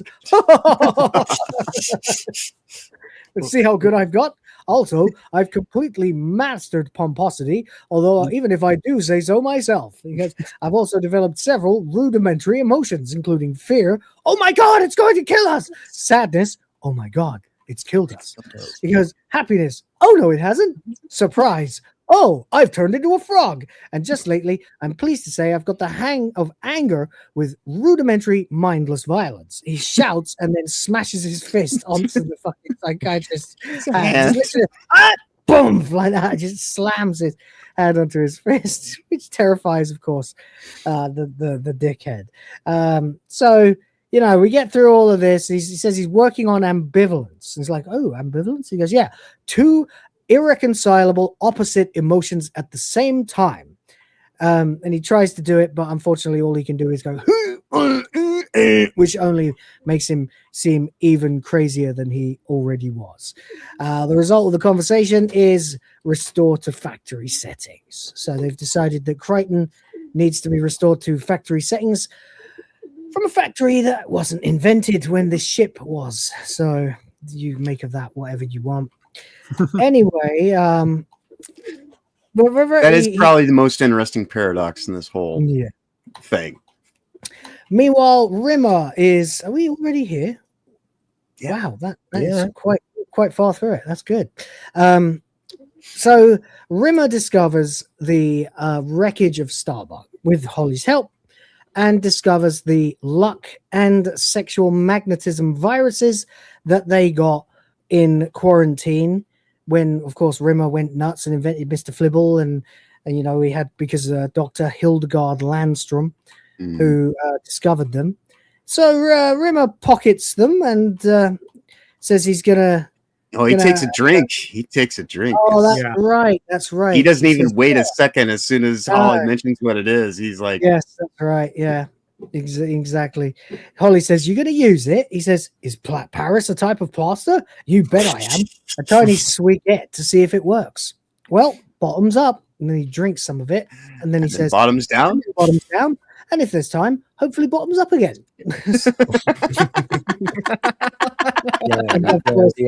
Holly sits on standby on his face as the words "sick bags on standby" flash on the screen. I love the little disgusted snort he does with his nose as well. And I love this. This is, I believe, I can only assume this is the end of episode 1 when he's going down the hallway. That's why I'm surprised we're already. Yeah, which is a great thing which is a great thing that he says right when he gets to the end of the hallway. Everyone loves a bastard. Yes, exactly. Yeah. He's walking down the corridor. He comes up to a group of girls, nods at them, and they respond with this lustful chorus of "Hi, Arnold. Hi, Arnie. Hi, Arnold." And he passes another group, and they do the same thing. "Hi." As he walks past, he suddenly finds that he is irresistible to all women. And he just says to himself, "The world loves a bastard." That's right. Which, at that point, it would be to be continued, but it is one thing. So we're I think that line was added to celebrate his return because fans love him. Bastard. Yeah, it's fun as fuck. Remember? Yeah, and he's so like, you know, just self-gratified in the moment that this thing has actually worked for him, but he's already immediately just conspiring for his own ends. Like not even 2 seconds. Not even 2 seconds go by where he's actually, you could tell he's not concerned about helping Lystra the slightest. No, of course not. It's Rimmer. He's doing exactly what he wants for himself and his own ends at all times, always. It's Rimmer, you know. But that's the fun, of course, you know. So there we go. Anyway, why is my chat not updating? This is very annoying. It's updating in StreamYard, but it's not updating in YouTube, which is weird. I'm not getting the. It does that sometimes, by the way. Full chat. I think the chat's asleep anyway, though. So you know. But anyway, it is what Let's it is. wake them up. Oh, there you go. You did it.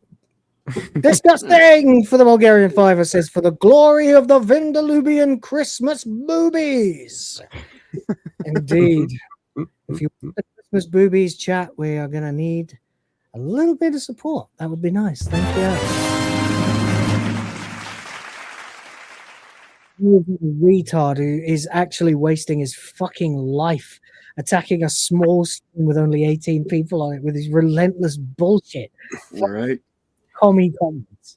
You are the literal biggest contributor to the fucking chat. You utter loser. I know. That's what Just happens when the to Mets try and wear felt off. me, but like, how can you possibly justify trying to felt someone that you claim is irrelevant by obsessing over them and constantly harassing their streams? Who the fucking hell are you? That's what happens when the meds wear off. It's right about this time every month. Sad, Who's at the bottom? Who's at the bottom? The small streamer or the dickhead who keeps harassing the small stream? Who's the bottom of the fucking food chain? The guy angling for attention from the small streamer.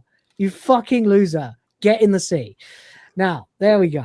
Anyway, we are back and we continue. Of course, it's the same episode, although if you watched them in separate parts, you would have seen a summary of the last episode. Of course, we're not going to get that. There is a deleted clip of Hollister talking to the camera to summarize the first episode where he explains everything. And it is quite funny, and you won't have seen it, but he goes, "This is the personal daily report of Captain F. Hollister of the mining ship Red Dwarf. Several of my crew are presently being tried for crimes against the Space Corps." It says, we see the various clips of them.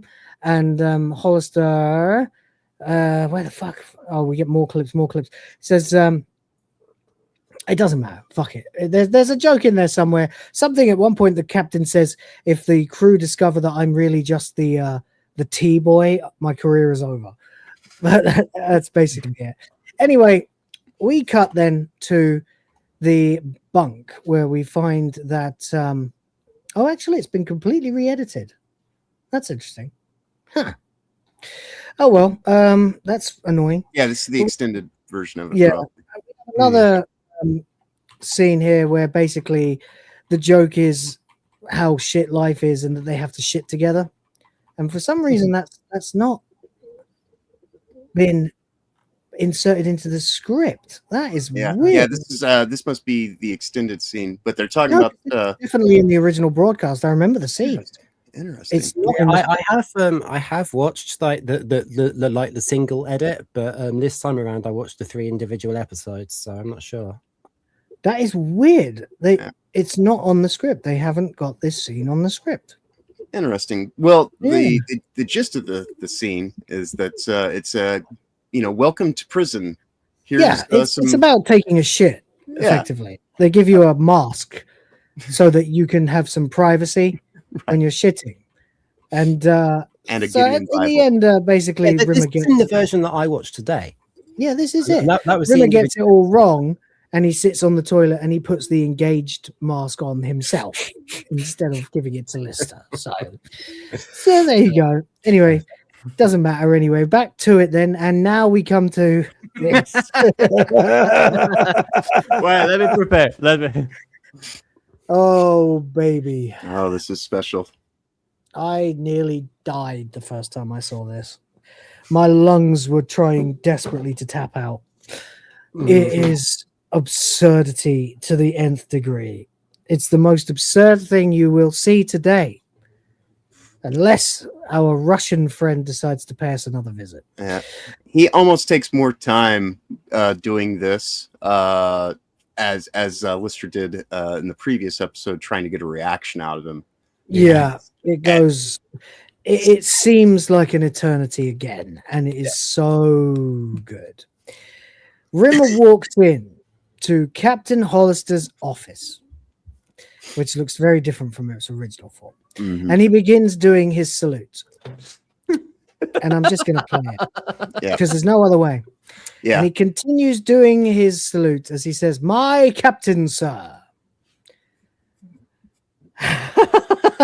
Still going. He says, "Rimmer, is this salute ever going to end? Do I have time for a cup of coffee? Maybe I can go on vacation." Rimmer, and I love you just see the shadow of his hand. Still going. It's my very special, extra long salute I reserve for the especially important, sir. And then the salute finally ends, and he wafts his hand down into a grandiose display of the flurrying and then whips it into his ass and complete. Well, with the ladies. It really reminds me stylistically of when Blackadder meets Dr. Johnson. And Dr. Johnson's like a word with you, sir, can mean several million syllables. You might start now and not be finished by lunchtime. I am phrasmotic, to have caused you such pericombobulation. Peri what? Pericombobulation. 'Tis a common word down our way, sir. It's great. We got to do Blackadder at some point. But there you go. It's like that. Yeah, it's just this absurdly drawn out minute and a half or whatever feels like salute. So he says, you wanted to see me? He says, I'm concerned over the safety procedures on board, sir. There's a potentially lethal scenario concerning drive plates, sir. Obviously, Rimmer now knows the fate of the original Red Dwarf crew and is planning to use it to his advantage. He says, obviously, anyone who misrepaired one of these plates would have to have a brain the size of a leprechaun's testicle, which, of course, is other Rimmer, original Rimmer, who failed massively to repair the drive plate, and as a result, everybody died. But here he is anyway. Now, he says, nevertheless, sir, like German tourists, the stupid are everywhere. That's right. Just banned one of them. I propose the following new safety procedures, sir. And he hands him a report. And Hollister reads it and goes, did you really think of this? It says, permission to look smug, sir. It says, permission granted. And so you get smug Rimmer for a second, just standing going, self-satisfaction. Yeah, that's Rimmer. It says, good work, Rimmer. Great work. It says, before I go, sir, happy wedding anniversary, sir. And he gives him a cupcake, a blueberry muffin. And he smells it. He goes, oh, just like Martha used to make. Thanks, Rimmer. Dismissed. And you know, if Rimmer hadn't pushed his luck, at this moment, Rimmer might have got away with everything. Oh, yeah. But he had to push it. And he pushed it in a very particular direction. Probably a bit too far. Upwards. It says, sir, just one more thing. I know the medical guys think we've run out of this stuff, but I discovered a couple of unopened Medicrates in storage, sir. If this is useful to you in any way, it's yours. No questions asked. And Hollister says, Anus Soothe Pile Cream, the easy to apply cream that comes with its own special glove. And Rimmer gives him the glove. Love the glove. The glove is glorious. Yeah. It's certain glory adjacent. Is intended for a whole. So, like, this is still the same fucking show that we've been watching all these weeks, and now we're doing this joke. Okay, keep coming, boys. Whatever you We're got. at the blood end of the joke. These jokes are fucking great. All right. Well, they got on good with the brown alert. You know what I mean? But like in the beginning, when I watched this earlier this week, I thought to myself, did Red Dwarf get too like on the nose with these kinds of jokes? No, because here I am laughing like a fucking chimp. So yeah, it worked. Who gives a fuck? Don't be so judgy, Will. And to be fair, it's not on the nose; it's more on the rim. Yeah. You killed it. Anyway, whatever. He gives him the glove as well. He says, one size fits all, sir. And then he goes, I could tell from your walk. And that's it. Hollister has clocked. But we won't spoil it. For now, just let's assume that Hollister is overjoyed with Rimmer's performance. He says, Rimmer, and he puts this thing in an envelope and signs it and doesn't seal it. Says, could you post this for me? This is why, certainly, sir. So blind sheep Rimmer picks up the envelope, immediately licks it to seal it, seals it, turns around and sees, oh, it's addressed to me, sir. Says, I'm giving a supper for some of the guys that I've marked down for greater things. Says, and you want me to be the wine waiter, sir? Says, no, this report is first rate. I want you to come to supper. Says, incidentally, it's black tie. And Rimmer says, Thai, Chinese, I'll eat anything, sir. It doesn't. Stupid joke, but it's great. Says, though I'd prefer it if it wasn't black. He says, any chance of having mine medium rare? And we've wandered right into a real life gazpacho soup. Yeah, he's done it again. He's done it again.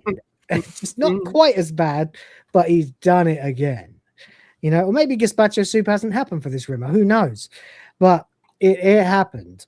And that's it. He says, just go. Wear what the hell you want. And so Rimmer begins his exit salute. And well, here we go. We begin subtly with the wafting. And as we slowly build up, don't worry, James, it's all right, mate. I'm on it. And he increases the magnitude or majesty of the salute as he brings in his fingers and begins the salute with just one of them, and then two, and then a bigger 3, 4, now into the full twirl of the Rimmer salute as his shoulder jerks, going in. as he begins to seriously fucking go for it. Can't. There you go.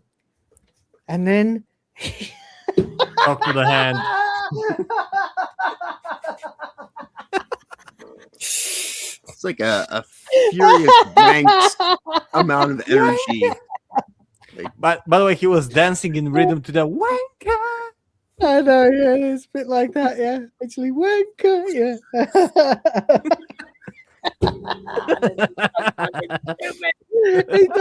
He does it with the straightest fucking face you've ever seen as well. I remember because I heard like the outtakes of people talking about this shit behind the scenes and stuff, and the audience was just going and going, and they didn't stop laughing, and then but they've got it in one take, and Barry just leaned into it.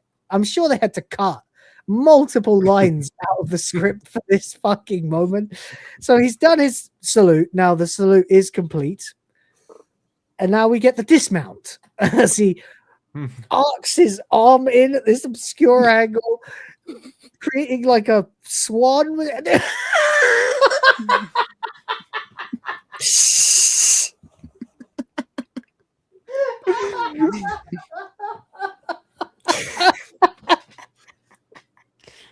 I'm sorry. Keep talking. Yo. No. I mean, this is by far his most glorious demonstration in the scene. Imagine knowing we were going to get to this one day when we started reviewing the show. When I said they were going all out, that's what I meant. Every time he's done this, you ain't seen shit yet.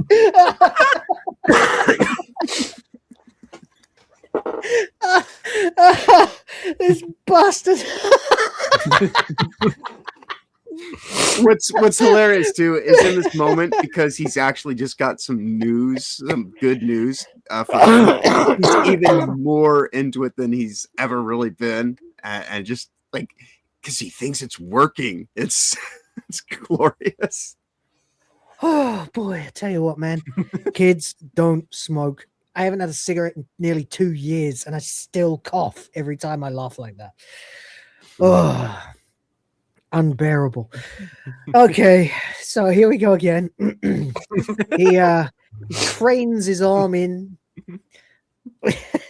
and then the moment arrives. He just wails his arm around in this fucking figure eight, like weird. His arm turns into a taffy pull. This insanity, this fucking madness that this guy is actually doing this to the captain of his ship, and he thinks it makes things better. Like, I mean, you can also see Captain Hollister how he looks at her.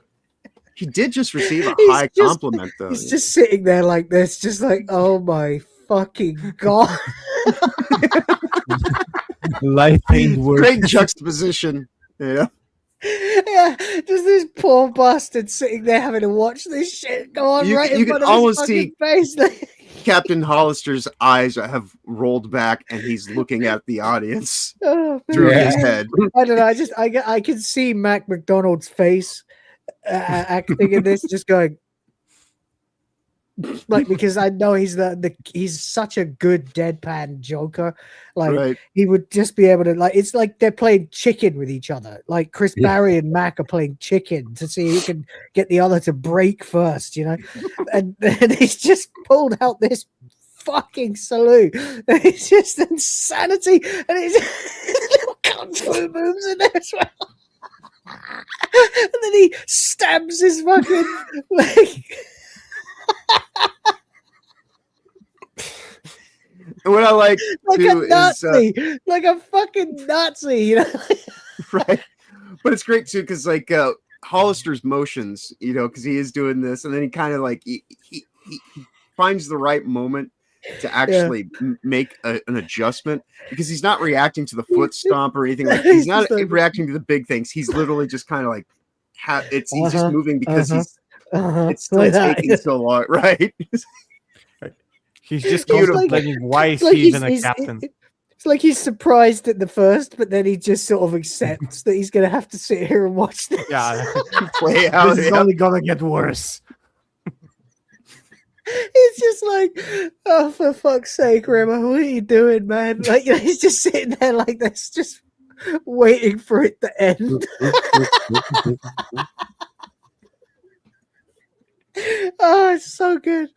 Man, they're so fucking good. There's like real Pantheon Red Dwarf jokes like this, and the fucking Vindiluvians and the Riviera Kid, and you know, the bouncing car. A lot of them are from fucking Gunman of the Apocalypse. You know, the cat taking a shit in reverse. You know, there's so many like that. You know, oh Jesus Christ, it really is fucking hilarious.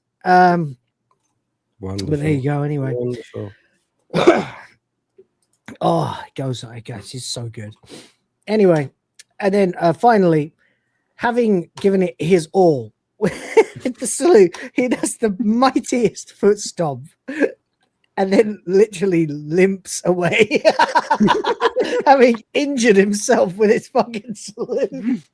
And finally, mercifully, we get the reaction shot of the captain, just like, what is my life?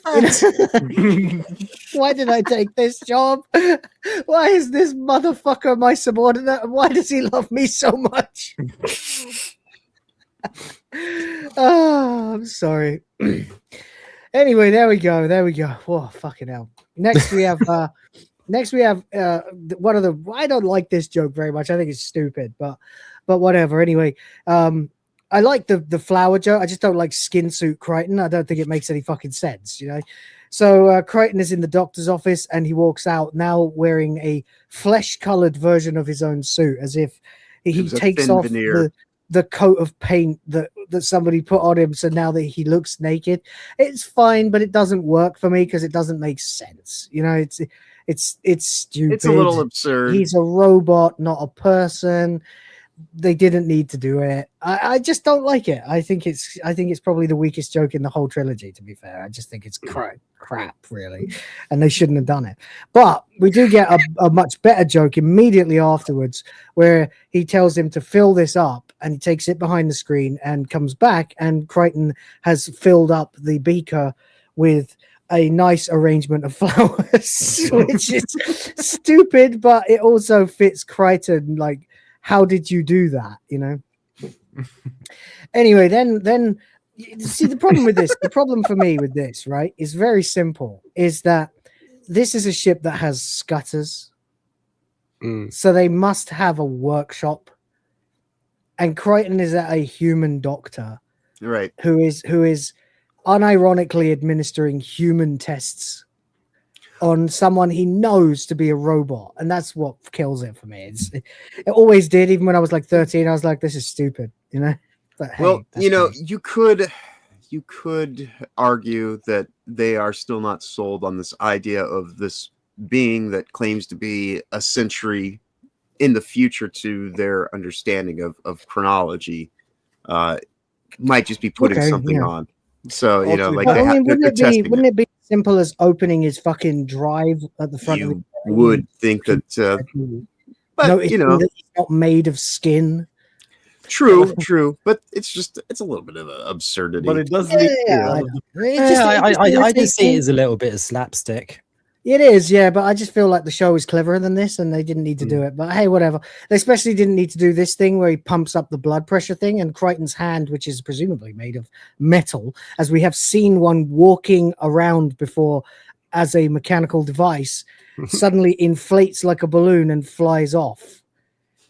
Again, to me, it's just a total miss. I don't get it. I don't know why they did it. It's just stupid. Someone should have said, our audience is cleverer than this. Now they redeem themselves now, though, with this bit, because he looks between Crichton's legs, and with a drill or electric screwdriver, you hear, and then you see a screw land on the floor, and then a second screw, and then Crichton's head. I believe those are nuts. And bounces down the corridor.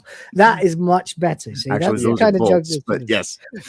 Okay, bolts. It well. does lead to an amazing next scene. That's right. They're not screws. They're bolts. Yeah. So anyway, there we go.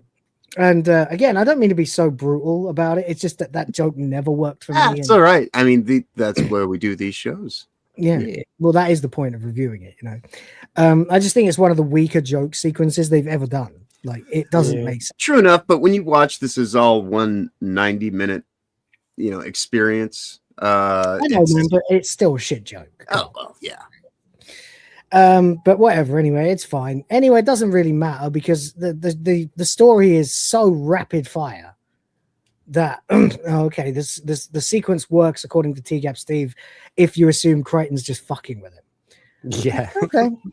Could be. It's a bit of a reach, but you can if you want. Whatever. Anyway, we walk into this Medi Center where we find Kachansky in uniform for the first time since series 1, holding onto a teddy bear just to enunciate that she is exceptionally precious.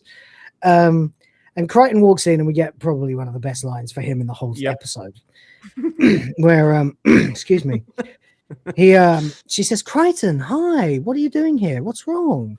And Crichton says, "I've been classified as a woman." Which explains It's very, so very much. interesting in the modern And he context really now. happy about it. All you trannies, suck it. Crichton don't like it. She says, "A woman? Why?" He says, "Well, because I haven't got a." He says, "It's a Space Corps directive to prevent gender ambiguity in jail." Yeah! Let's fucking Alpha Betty Spaghetti!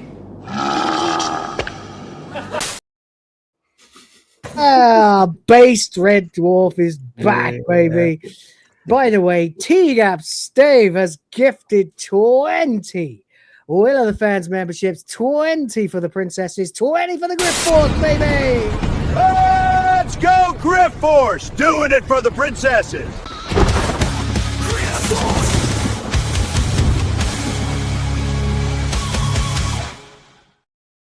Which brought us to my math is $28 mapping. away from Christmas boobage. Indeed. So we're that fucking close. T-Gap Steve doing the heavy lifting there for you guys. $30 and we get boobies. There we go. Lovely, beautiful. Thank you very much. Keep them coming, guys. We really appreciate it. I do, especially with Christmas coming. It's a good time to be, getting some support. I do appreciate it very, very much. You guys are legends. We are over the halfway point. We are over the halfway point, but we are also only at the halfway point of the review. So let's keep going for a little bit. Indeed. Oh yeah, of course.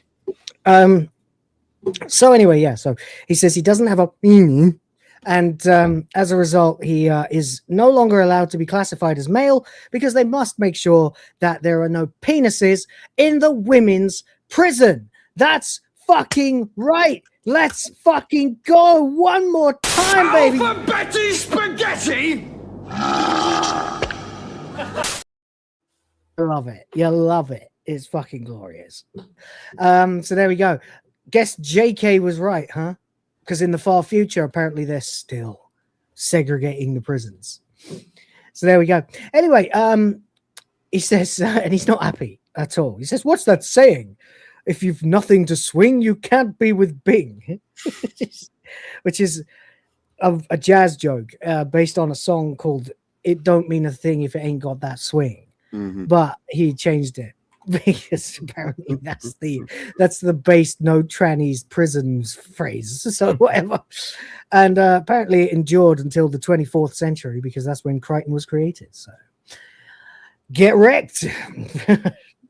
Anyway, there we go. So she says, well, what happened? Did you lose it?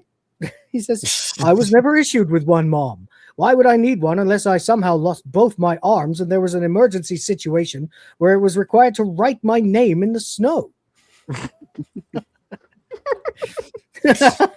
She says, so you never had a steak, pie, peas, and chips then? He says, I think the phrase is meat and 2 veg, Mom. Correct. Says the only mechanoids to be issued with genital. This is great. Typical Red Dwarf, got a rip on the euro. Says the only mechanoids to be issued with genitals were the ones created to work on Italian starships. Says it was thought they could acclimatize themselves better if they could mimic their Italian crewmates and stand around cupping themselves all day. Suffer, Italy. Yeah. Anyway, there you go. So just funny. Anyway, Kachansky, like most feminists, is all for this, apparently. Says, well, now you're a woman, it's going to mean some big changes in the way you behave. Kachansky, you're part of the fucking problem, okay? It's because of shit like this that we ended up how we are now. Fuck tolerance for this kind of nonsense. Well, we do have to remember that Kachansky is a privileged white woman who... She's a privileged white woman, which means that she's at all times teetering on Karen territory. So, you know, have to watch out for that. But there we go. Already exhibited. Yeah, I mean, she's already... Well, by a rule, she's already pretentious. So to ask her to... It's true. She admits that she's a spoiled brat. Yeah. Yeah. Yeah, but when you're already pretentious, you know, becoming delusional isn't that much. It's much easier to be delusional if you've never known anything like suffering. Right. Indeed. So he says, I'm not going to be a woman for long, Mom, just overnight. They want my permission to repair my corrupted files. Tomorrow afternoon, restore my factory settings. She says, but your corrupted files are part of what make you you. He says, I've been diagnosed as quirky and unstable. Spit in my nipple nuts and send me to Alaska. How could they reach a verdict like that? I don't know. It's not that much of a reach, pal. Yeah. And as for unstable, it makes me so. He tries again with the ambivalence. He just ends up going like that, you know. So there we go. T-Gap Steve says she already said she wants pineapple cottage cheese, one level below avocado toast. Right. Yeah. Exactly. So he fails to generate ambivalence. And he goes, darn it. I still haven't got the hang of that emotion, have I? She says, what was it supposed to be? He says, ambivalence. Didn't come out right, though, did it? Looked like Mr. Lister when he's forced to eat fruit. So she goes, and by the way, they're doing a really good job with this crazy setting that they've established for themselves with keeping the Red Dwarf trademark humor going. Like, it's like this guy when he blah blah XY, you know. Yep. It's good, you know. Kind of like a precursor to Family Guy humor. Exactly. You know, instead of like cutaways, they're just like, it's like X character that you know really well when YZ situation they wouldn't like, you know, and it works. It really works. So so there we go. I do really, like I said, what I enjoy about this is it is the intersection of all the previous seasons with season 1. And absolutely, you know, just the way that kind of collides is amazing. It is that. It's exactly that. It's you've had 3 years and done series 7. Your idea at the end of that was to make a movie. So you've done a lot of the groundwork for that movie, and then you get told that's not happening.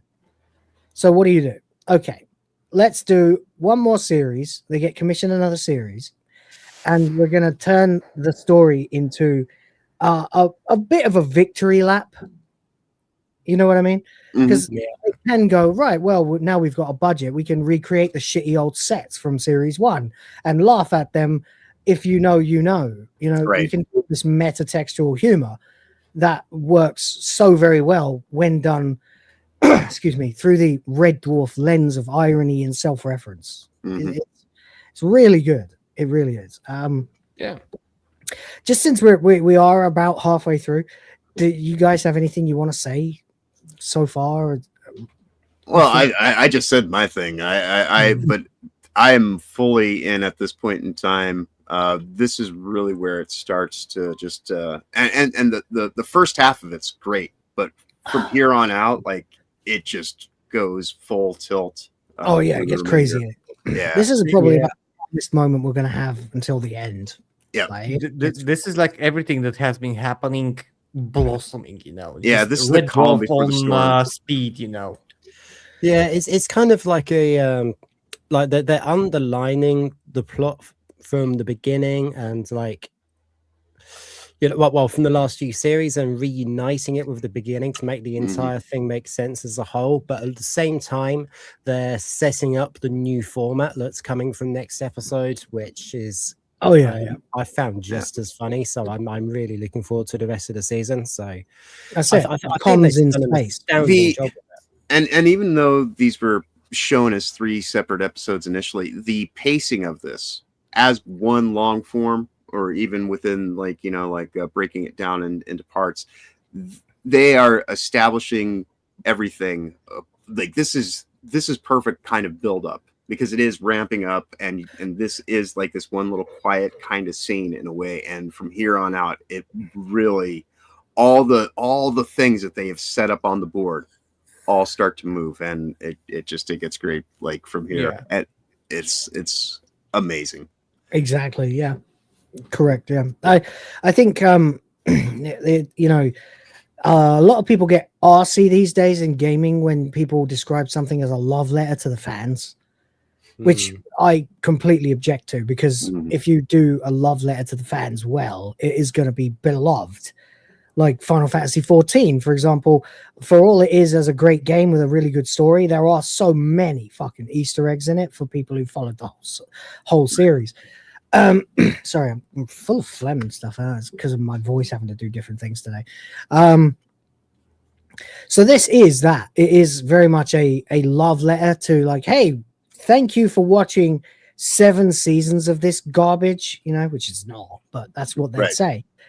Here's a hilarious, over-the-top nutcase story which ties together every possible thing you can think of. You've got the crew from series 1, they're back. You've got that, and then you've got, how about we pull the viruses from series 5? Let's have that. How about we make references to backwards universes and drive plate collapses and stuff like that. There's literally just let's pull out all the stops and celebrate all that we've created, and then develop it into this fucking nightmarish farce that the crew have to go through. Right. Where they've done nothing wrong, and yet they are being treated like shit for it. It's really good. Really good. It's even better than I remember it being when I saw it. And even 10th time. This is, you know.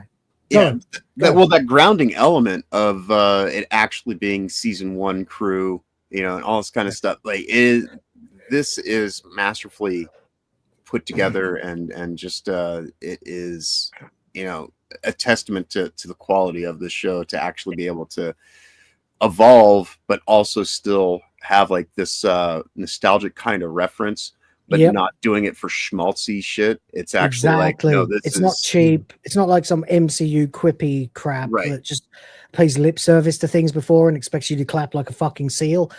This is the sterling example of what I would like to call treating your audience with a little bit of fucking intelligence and respect. They know their audience is going to get the jokes. They're going to get the references to other earlier series. And if they don't, it doesn't matter, because there's enough in here already.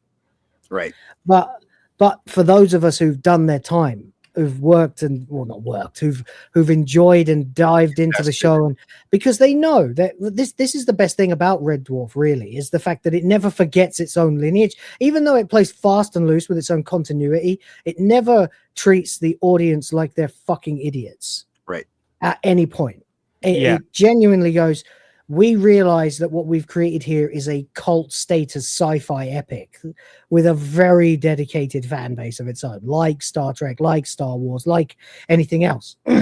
Red Dwarf fans will show up at conventions and they will ask you why the Scutter was not behaving in the correct fashion in this scene. Or what happened to this? You know, why didn't anybody notice that, you know, Crichton had blah, blah, blah, blah. It doesn't matter, you know, just that kind of shit. And which is why we treat it with respect, because it treats us with respect. And this is a very, very simple thing that I would call the core concept and tenet of this YouTube channel is you are respecting the fans. Yeah. That is all this is doing, is making us laugh and respecting the fans. Which is something that a lot of shows can get a lesson from, especially modern shows. Absolutely. They never do. Everything is tacky and cheap, and references are like, look at the Star Wars sequel trilogy, you know, every reference to anything in that is explained outright to your face, you know. Everything it treats you like you must be a complete invalid with no brain who has no idea of the things that you're being shown or what they represent. So everything has to be made so very fucking obvious, and it is insulting. It insults your intelligence because this doesn't. Right. Well, that's the thing is like these modern properties, they don't trust that even what they're putting in front of you, they explain it to the most just nuanced, well, like niche level of this is what it is, and it's like you're not even trying to give people, because if you watch this for the first time and you don't necessarily even get the references, this is at least an offering for you to go back and check out those previous seasons because it is substantial. Whereas things nowadays, they'll just make the reference, and just in case you haven't seen it, let me explain it to you. It's like, no, you really don't have to do that. I mean, you're kind of shortchanging your work because you're showing that you don't trust that people will actually be invested, even in this moment, to go and check out those other moments that probably preceded it that set up this moment for it's just Yeah. By the way, just for anyone in the chat who is a little confused, you probably just don't notice because we're banning the dickhead so quickly. But we have a repeat visitor who likes to show up to the streams and do his damnedest to try and insult and attack the show, and it's pathetic, you know. To be fair, the lore surrounding this person is so very nebulous and vague because they themselves are clearly schizophrenic.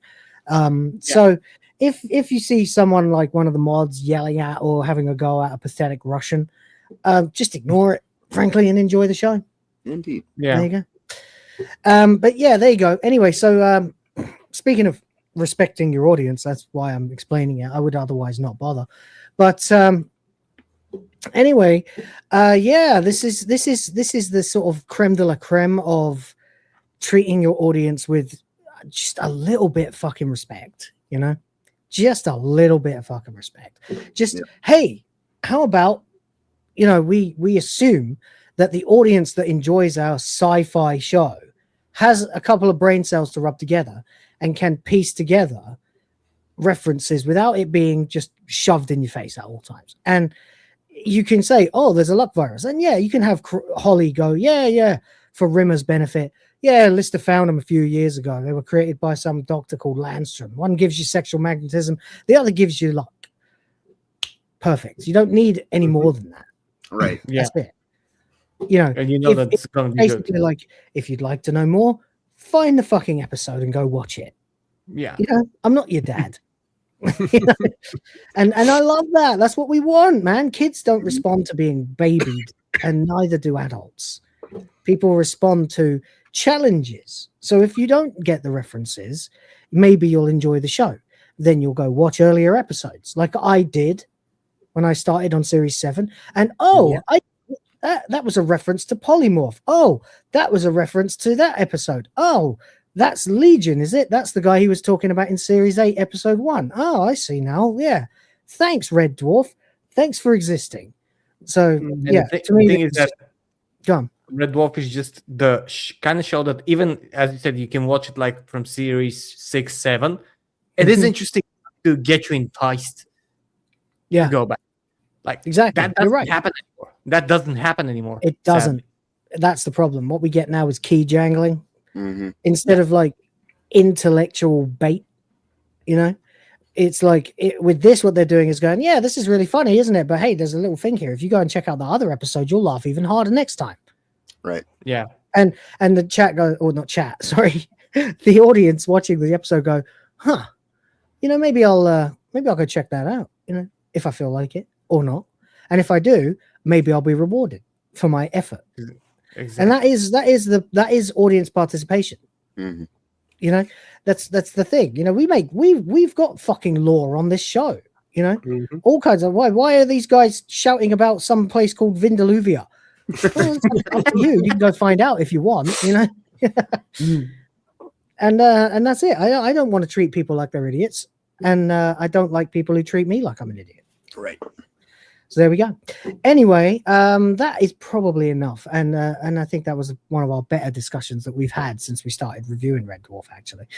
So there we go. Anyway, Crichton failed to do ambivalence, and Kachansky says, "What are you going to do?" He says, "Well, I've got to go along with them, ma'am. I can't say no. After all, they're my superiors." She says, "You've got to say no." He says, "I can't. They're better than me. I'm not strong enough." Says, right, here's the tip, and this is probably, you know, the best tip that Kachansky is going to give. That's a brilliant setup as well. Yeah, and also it's also a massive mistake on her part because it's going to get Crichton his fucking files repaired. She says, "Here's a tip." And by the way, I'd heard this before I ever watched this episode. This is something that people genuinely do, and people genuinely advise other people to do. So watch out. She says, if you're scared tomorrow because of the authority and all that, she says, just imagine what they look like on the loo. Can you see them? And he's like, "Oh, yes, mom, I can see them." You know, that Crichton laugh. She goes, "Do they still seem better than you?" "No, mom." "Do they still seem superior?" "No, mom." "Well, that's what you've got to do tomorrow. Just recreate that picture." Oops. Yeah. You might have wanted to say, "in your mind." Set up. Yeah. Or in Minecraft. Yeah, in your Minecraft, you should recreate that image. Whatever you do, Crichton, do not attempt to physically recreate that image in the real world. Okay, just a bit of foreshadowing there, but not subtle at all. Foreshadowing there, and after I just talked about respecting people's intelligence, right. I'm sorry, chat. Well, the cherry on top of that whole joke was he continues to look at her for just a second too long, and she's like, "What are you doing?" And he's like, "I'm doing it to you." You know? Oh yeah, I'm sorry. Yes, that's right. He does say, "Yeah, I'm doing it now." She says, "Oh yeah, who are you looking at now?" He goes, "You, mom." And so she shoots him, you know, a look of, you know, like, if the camera had lingered, you would have got the Kachansky eyebrow, you know. Yeah. But there we go. So we arrive at this scene, which is actually a very pivotal scene. It doesn't seem like it, but it is. And the cat gets his flowers in this scene a bit too. One thing I really like about this as well is with the breathing room to have 3 episodes to do one story, they get a lot of extra time. Everyone gets their shit in, to use the wrestling term. Yeah. Everyone gets their stuff in this episode. So the cat gets a couple of moments of pure genius and genius stupidity as well. Guard says, "Please be upstanding." We get a little extra bit here where Kachansky has a freak out. That's the extended version. It's not in the original scene. So before the guard tells her, she basically says she could have been a space marine. and then has a quiet, has a little, if it wasn't for the fact that I am a spoiled bitch, you know, like it's just, I could have been a space marine, you know. And so she gets her shit in too, which is good, you know. Everyone does. In fact, if anyone doesn't get their shit in enough in this, it's Lister. But to be fair, Lister just had half a season about him, so I think it's pretty much even Stevens. You know what I mean? Yeah, and I think that actually in some ways it works because for Lister, you know, he's coming home, but there's no going home again. Yeah, and so it's almost better that you can't go home again. Yeah, right. His moments of stuff that he's dealing with are just kind of how it's not how he might want it to be. Yeah, it's not what it deal with was. the Yeah. moment as it is. Yeah, he you still see all his Kaczynski too, because remember Kaczynski. I'm sorry, what? I said you do see all of his character growth and all the abilities that he's gained in that time, though, and those are present and in this setting that is very nostalgic, which is kind of cool. Yeah, completely right. Yeah, I mean, Lister at this stage is now what 30 years old and has grown up a lot because he had to deal with shape-changing space mutants that wanted to suck out his emotions. You know, he's had a sea captain, basically, or space captain with a fucking giant insect. You know, yeah. Got married to. He got married to a gelf. Yes, exactly. Yeah, they've been through a lot of shit. You know, they've literally felted their future selves. So there, it is what it is. The only thing I would say is that Kaczynski could probably get a bit more of her shit in this because for her, it's even more of a stark contrast from Lister because Lister goes from being the lowest ranked member on a ship who no one respected and was a total bum, cigarette in his ear, leather deerstalker on his head, absolute prick, Hawaiian shirt wearing asshole, to a more mature version who's actually quite calm and not freaking out about this, while Kaczynski has not been through the shit that they've all been through. And on her return, fish out of water right now. Yeah, she was supposed to be navigation officer of this ship. So she is high and mighty, very, very, very high clout, powerful person on the ship. There's a power ship dynamic almost between the two of them where exactly, and like through one dimension or another, she's ended up back here too. Right. Getting felt even worse than Lister.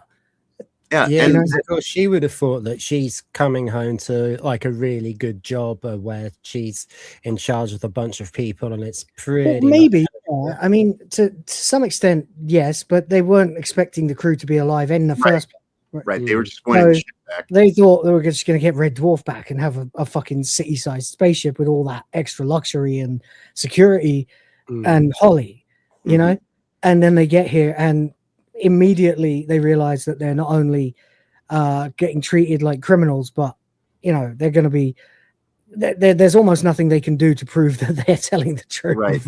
But yeah, Kaczynski is the one who's the most unsettled. Because in the situation. Upon seeing the crew, she would have then had the Rhoda moment where, like you said, she would have gone, "Oh well, I guess I'll go back to being a navigation officer." Oh shit! Right, right. But you can even see, like Lister. If this was a previous version of Lister, he would be making a mockery out of his he'd be laughing his head off the whole way through. Right. But he'd be like way unbuttoned and just unkempt and everything. But he's just like. He's actually just here doing the thing, going with it, and just kind of he's looking for his moment to actually act because he is capable now, and that's you do get that vibe from Lister in this. He's going with the motions because he knows that there's no alternative right now, but the second there is, he'll be able to spring into action because he knows he can. Yeah. It's becoming a man, it's in the quiet moments you have in your mind that you never even really think of. I can relate to this quite a lot because when I was growing up, I always put a lot of stock in, what is a man? When will I be a man? That's just me personally.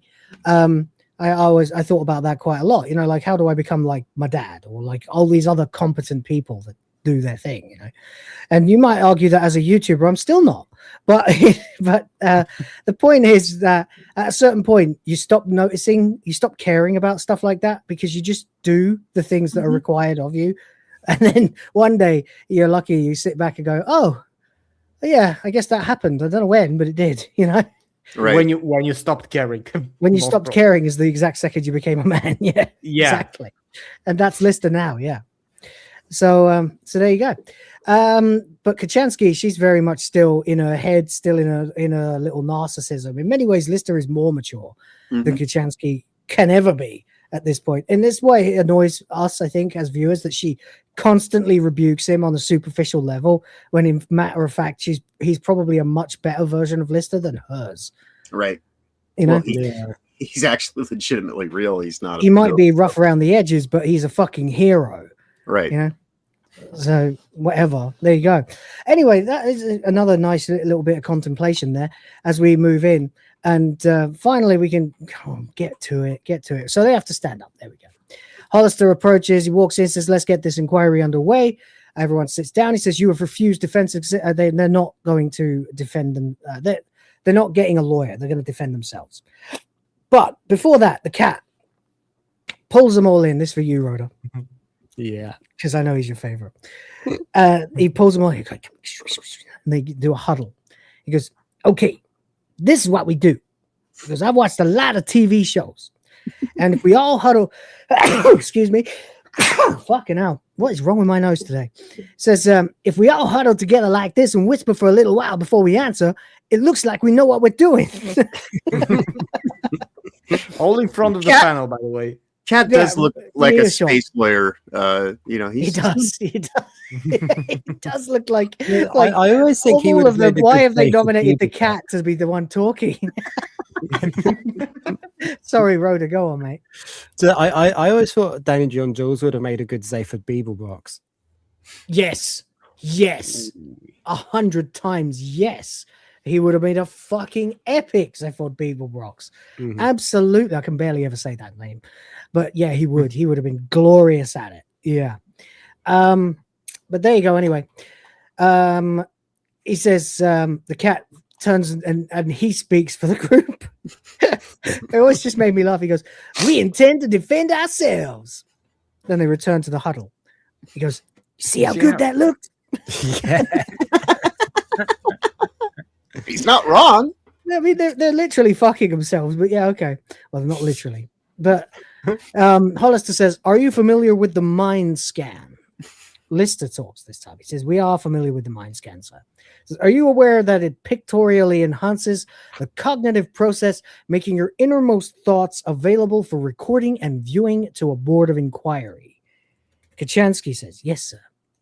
Says, "You understand that it will involve the administration of psychotropic drugs, that is, drugs that affect your mental state, making this process possible. If you accept, say aye." They all say aye. He goes, "Please sign the consent forms and seal them into the envelopes provided."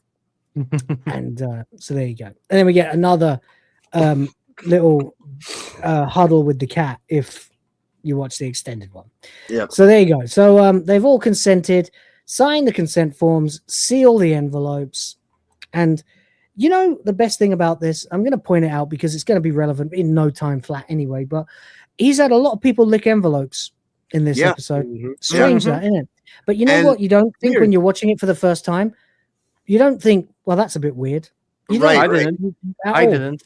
And there is a continuity thing that they do here that's also really great. We haven't seen Rimmer since he licked the envelope. No, we haven't seen Rimmer since he licked the envelope.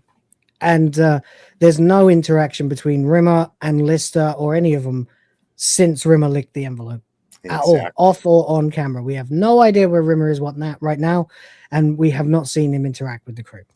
So very good. Anyway, here we go into this bit of futuristica with the portals over the doors. Rimmer is now finally back. Yeah, now we see Rimmer as he comes to interact with Lister. And all will become clear if you don't know, chat. He opens Lister's cell door, if you want to call it that, and sits down. He says, "It's working, Listy. Operation Get Rimmer Officerhood Power and Eminence, or GROPE." Fuck, he loves it. That's almost as good as clitoris, you know, for short, is bang on course. Lister says, "That information I gave you on the drive plates work then?" "Yes."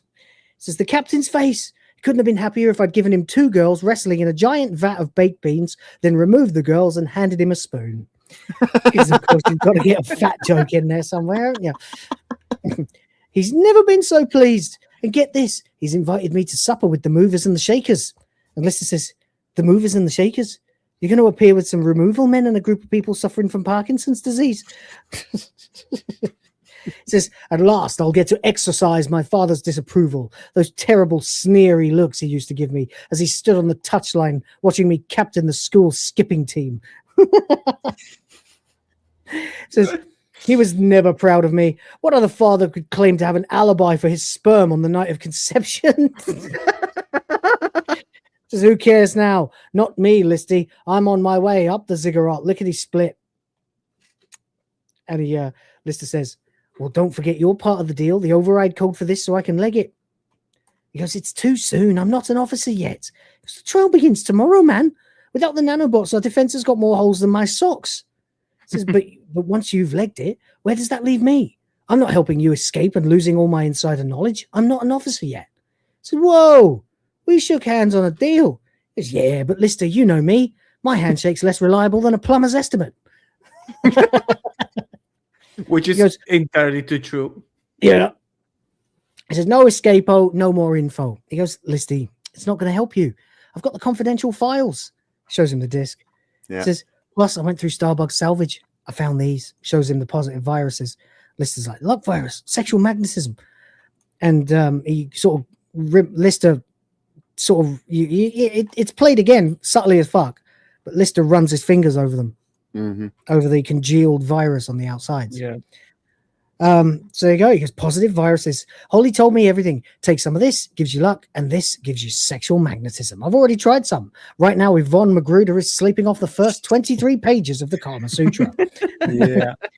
And so he leaves. Yeah. Says, Lister says, so you're reneging on the deal then, breaking your promise. You're a total scum-sucking, two-faced weaselly weasel. Says, my entry in Who's Who.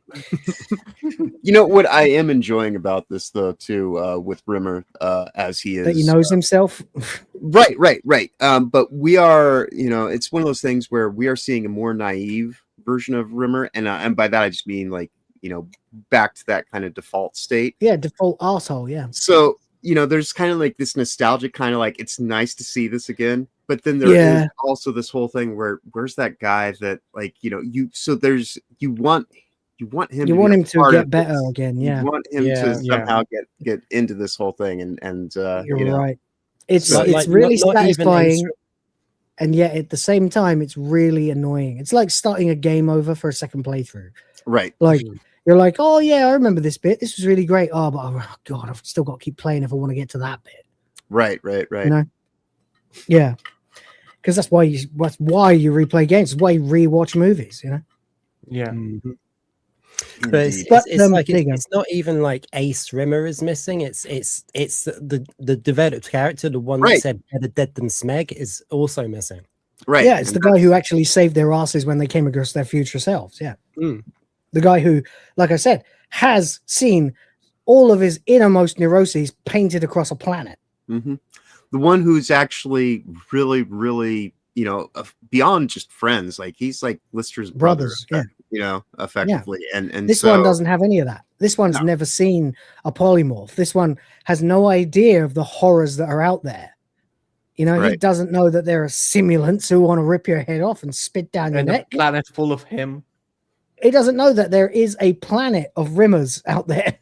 He doesn't know that there's a fucking a planetary Saturnian ring of his dead bodies, right? Or light beams, That's it. He's just Rimmer again, and that is funny and frustrating at the same time. Yeah. So very good, because it does elicit those two opposing emotions. It gives you ambivalence. There you go, Craig. There you go. We are great at this. If I do say so myself. The fact that Chris Barry can just switch back into that character as well really showcases his own ability. Yeah. Although at this point, no one should be surprised. The shit they've had Rimmer do, the various versions of Rimmer he's had to play, it should be no surprise. You go, oh, okay, I'm going back to the 1987 Rimmer. Okay, sure. Absolute arsehole with no redeeming qualities at all. Okay. And he just does it. Even the intonation of his voice changes to be more pompous like it was in the beginning. Yeah, that's exactly what I'm saying. Yeah. I think he genius. Masterful actor. What were you going to say, Helza? I was saying that I think he missed that version, like the more simple version where he just he also left the show because he was sick of playing the arsehole. Right. So it is a very strange paradox that when he comes back, he has to play the biggest arsehole version of the arsehole. Yeah, but it's a little bit more pure, the pure asshole. Not the one the with actors have growth. aged too. The actors have grown up and they accept things that they probably didn't. They were a bunch of fucking divas behind the scenes. If you watch the DVD extras and stuff, you'll realize that they apart from Robert Llewellyn, who was the real long-suffering one of the lot, who had to wear that makeup, which took hours in the beginning. The rest of them were like, oh, I want this, I want that, I got to get my shit in here. Oh, that's not a good enough line. Oh, and Craig Charles and Chris Barry fucking hated each other, until eventually they made it up sometime after Series 6. And so they could have these scenes again, where it's Rimmer and Lister, and no one else, But there you go. I knew this would be a good one, doing these three, because it is such a metatextual, self-referential victory lap, and for us it is a bit as well. So there you go. Anyway, Lister, after Rimmer's left, with his middle finger still up, says, you left some of your luck behind, man. I touched the tube. Licks his finger, instantly puts the code into his wrist and it unlocks. Instantly puts the code into his security door and it unlocks. Walks out, unlocks the other door, says, sheer luck, and walks off. Now we get to this scene where Crichton is about to be asked by the panel officer, Dr. McLaren, Dr. Newton, and Mr. Thornton, and another guard, whether he wants to have his corrupted files repaired, to which he says, oh, it's no good. So he looks at Thornton, notices he has a sidearm, grabs it and points the gun at all of them. Really, just a great way to show people that you're not insane, Crichton. Says, all right, let's go, everybody, move it. And McLaren says, oh, okay, everybody, let's stay calm. No need to be. After all, Crichton is merely holding us hostage, which is lovely, isn't it, everyone? Isn't it lovely? Bastard! I will really want Crichton to shoot him in Minecraft. Newton says, the doctor, the female doctor, says, oh, we don't want any trouble. We'll just do what you say.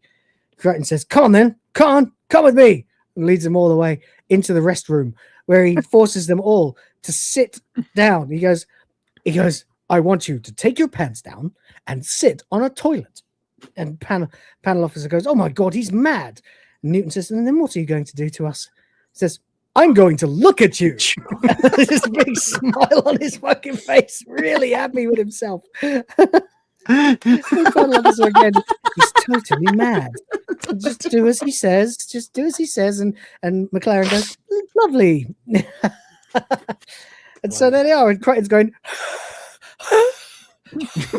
as he watches all these people drop their trousers and their pants and sit down on a toilet.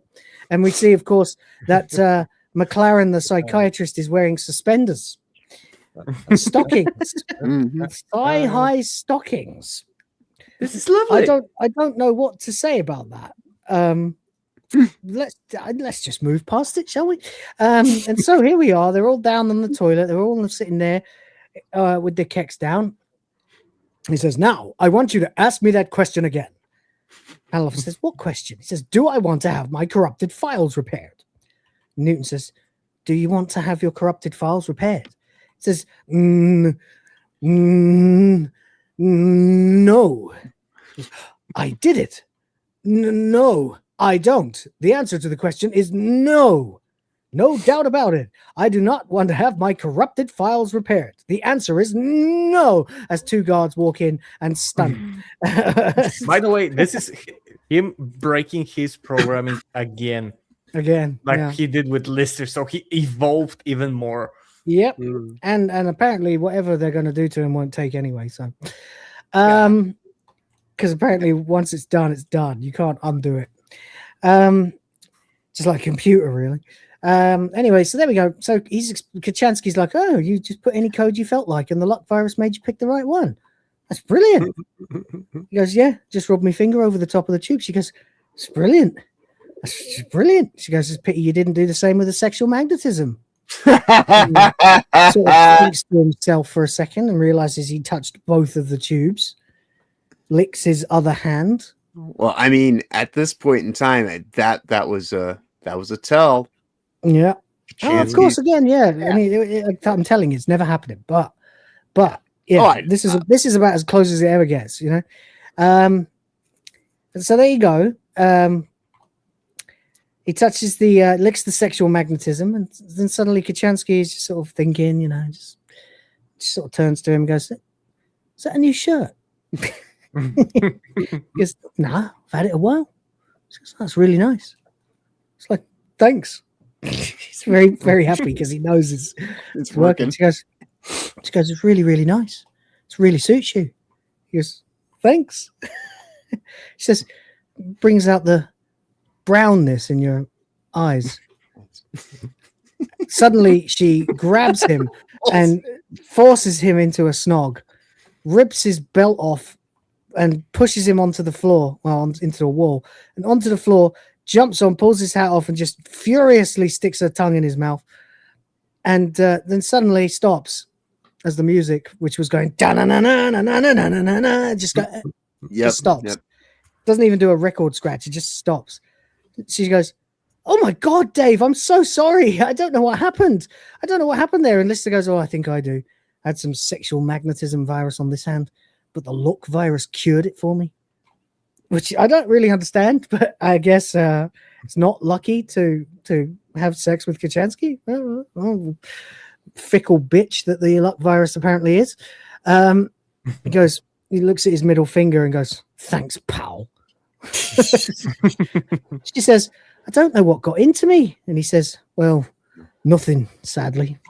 And then slaps his hat on his head and just stares that stare that every man with blue balls at some point has experienced. What I love though is it's not his hat. They have each other's hats. Oh, they've got each other's hats, right? Yeah. So on hers, it's like all big huge, and he's got hers on his head. Yeah, it's too small just for him, right? And he just stands there, you know, forlorn and crestfallen, being cock blocked by his own biology. You know, What a terrible shame. Anyway, Crichton's in the medical room, hooked up to electrodes, and they're reprogramming him. Llewellyn appears in another role, as he always does. Anything related to Crichton, there's a human face, it's going to be Llewellyn. And he goes, "Hello, I'm the data doctor. If you would like me to examine your hard drive, press examine." So, you know, we go through the process. It says, "Your mechanoid appears to have developed the following rogue emotions: affection, arrogance, envy, guilt, honor, insecurity, petulance, possessiveness, snobbery, and love. If you wish to eradicate these emotions from his database, press fix." Yes. And then you watch as all the various emotions disappear. Like, that is cheeky. Crichton's the best. That's why it's in the... So they all get fixed, one after another, returning Crichton to factory settings. And she asks him a question, panel officer. She says, happy. He says, "My name is Crichton. I am programmed to serve. Can I be of service?" And it's interesting because it's a very similar portrayal to the original Crichton from Series 2. She says, "Bring me a coffee, please, Crichton." He says, "Certainly, ma'am." And then he mixes a invisible coffee, you know, because he's hooked up to whatever that is. Yeah. Says, "Then you may scrub the floor." He says, "Yes, ma'am." And then he starts scrubbing the hypothetical floor. He says, "Are you happy, Crichton?" He says, "I have no understanding of human emotions, ma'am. I am programmed to serve." And she says, "Excellent." In this really sinister way. Anyway, Rimmer is on his way to the captain's dinner, and he says, "I'm going to be Colin Charisma at the captain's supper with this stuff." Takes a swig of sexual magnetism. A swig. A big fucking swig. Downs it. Yeah. A big dose. Yep. Anyway, as he walks down there, of course, all the female officers look at him lustfully, licking their lips, raising their eyebrows, and "Hi." And at the captain's dinner, he starts wanking on about future echoes because, of course, he knows that happens. Everyone is thoroughly thoroughly enthralled by every word he says, especially the women. And they are pretty much all women at this dinner. Mm-hmm. And the doctor says, how fascinating. What a fascinating man you are, Mr. Rimmer. And Hollister says, I think we've greatly underestimated you over the years, Arnold. Now let me find out where that coffee is. And Newton says, oh no, Captain, please allow me. Perhaps you could help me, Mr. Rimmer. He says, why, certainly, and perhaps we can talk about my theory on backwards universes. As he walks off with her, and the kind of plain Jane at the table licks her lips. So Rimmer and Dr. Newton arrive at wherever the hell they were going. Doesn't really matter. And Rimmer says, and of course, in a backwards universe, many things begin to make more sense. And she grabs him and makes out with him and goes, oh my God, you are sexy. So very, very sexy, and pushes him into the room. And the music starts again as Rimmer is raped, effectively. Well, yeah. I mean, he's up for it, Yeah, he's definitely up for it. But and he just kind of set it into motion. So he's assaulted by all the women. Yeah, right. And don't forget, it's not supposed to be just we've seen what a trace of the sexual magnetism virus can do. Right. He's taking a swig. Yeah. So he's temporarily become the most desirable man who has ever lived. Yes. So there we go. Anyway, they're in the elevator, putting on the uniforms. Oh, the disguises, boiler workman uniforms. They find Crichton, who doesn't recognize him at all. Yeah. Says, are you addressing me, sir? I don't believe we've had the pleasure. Says, what have they done to you, Crichton? You sound like Noel Coward's elocution teacher. Says, well, if you'll forgive me, sir, I have my duties to perform. Good day. And they realize what's gone on, of course. But they don't have time, to stop and try and do something about it.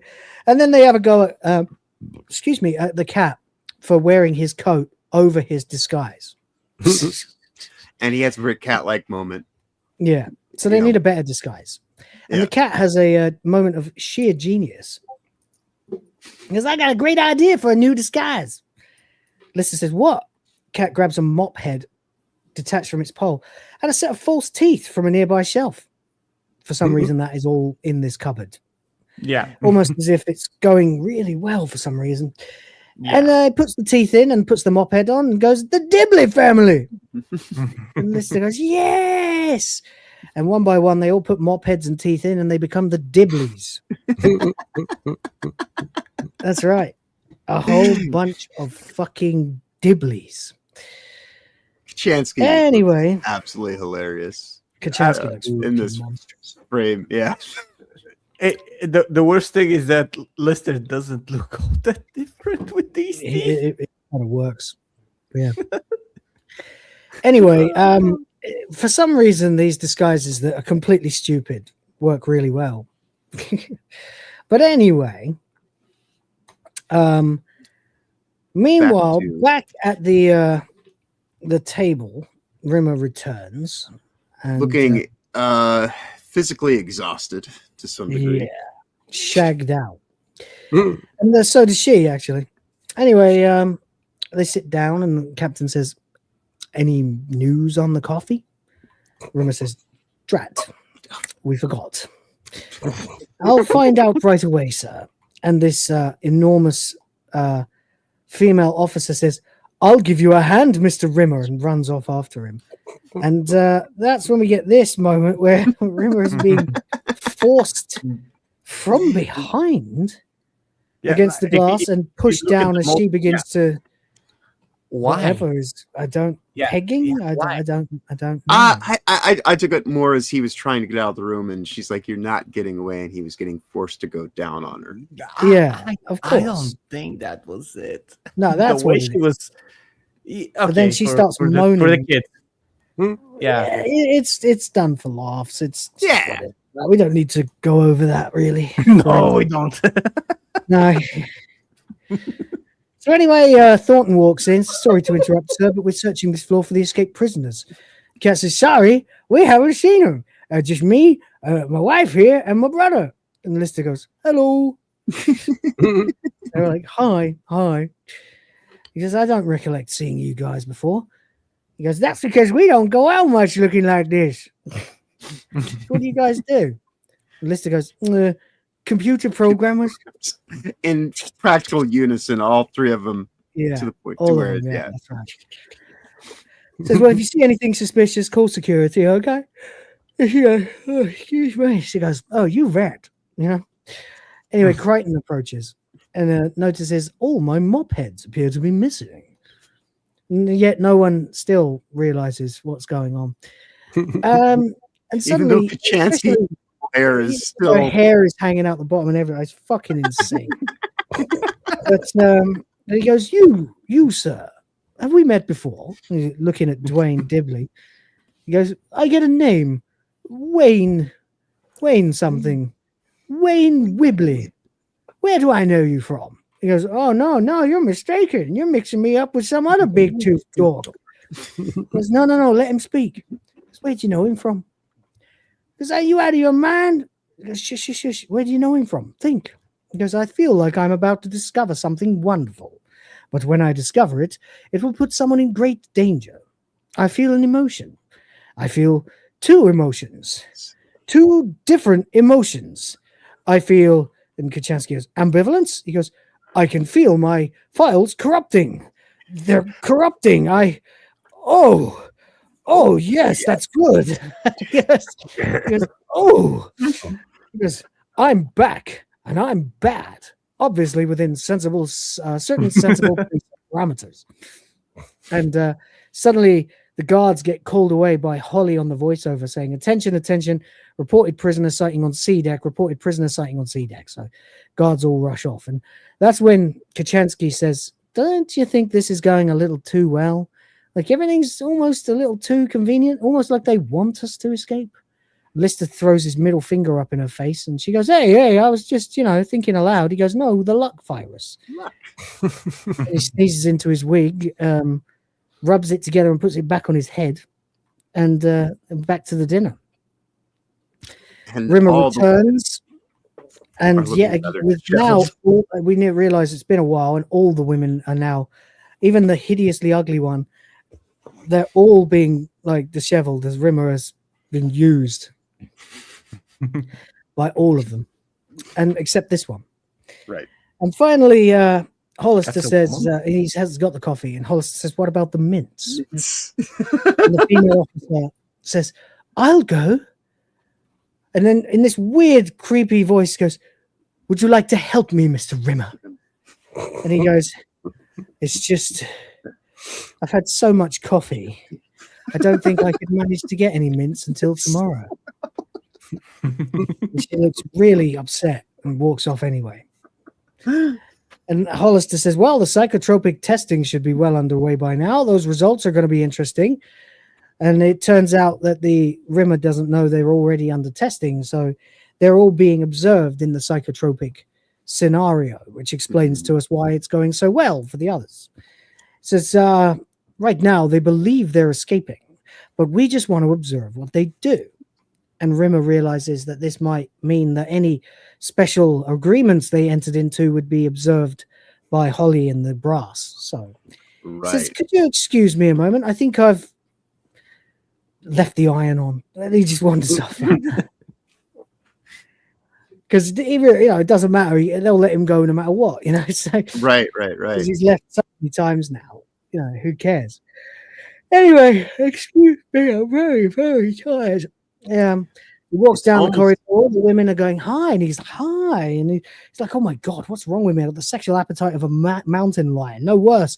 First year medical student, got to get some control. So he injects himself with some kind of anesthetic directly into his crotch, and then just to test that it's working, after wiggling his hips a bit to mix it around or whatever, he then takes this huge spanner thingy and a hammer, a mallet.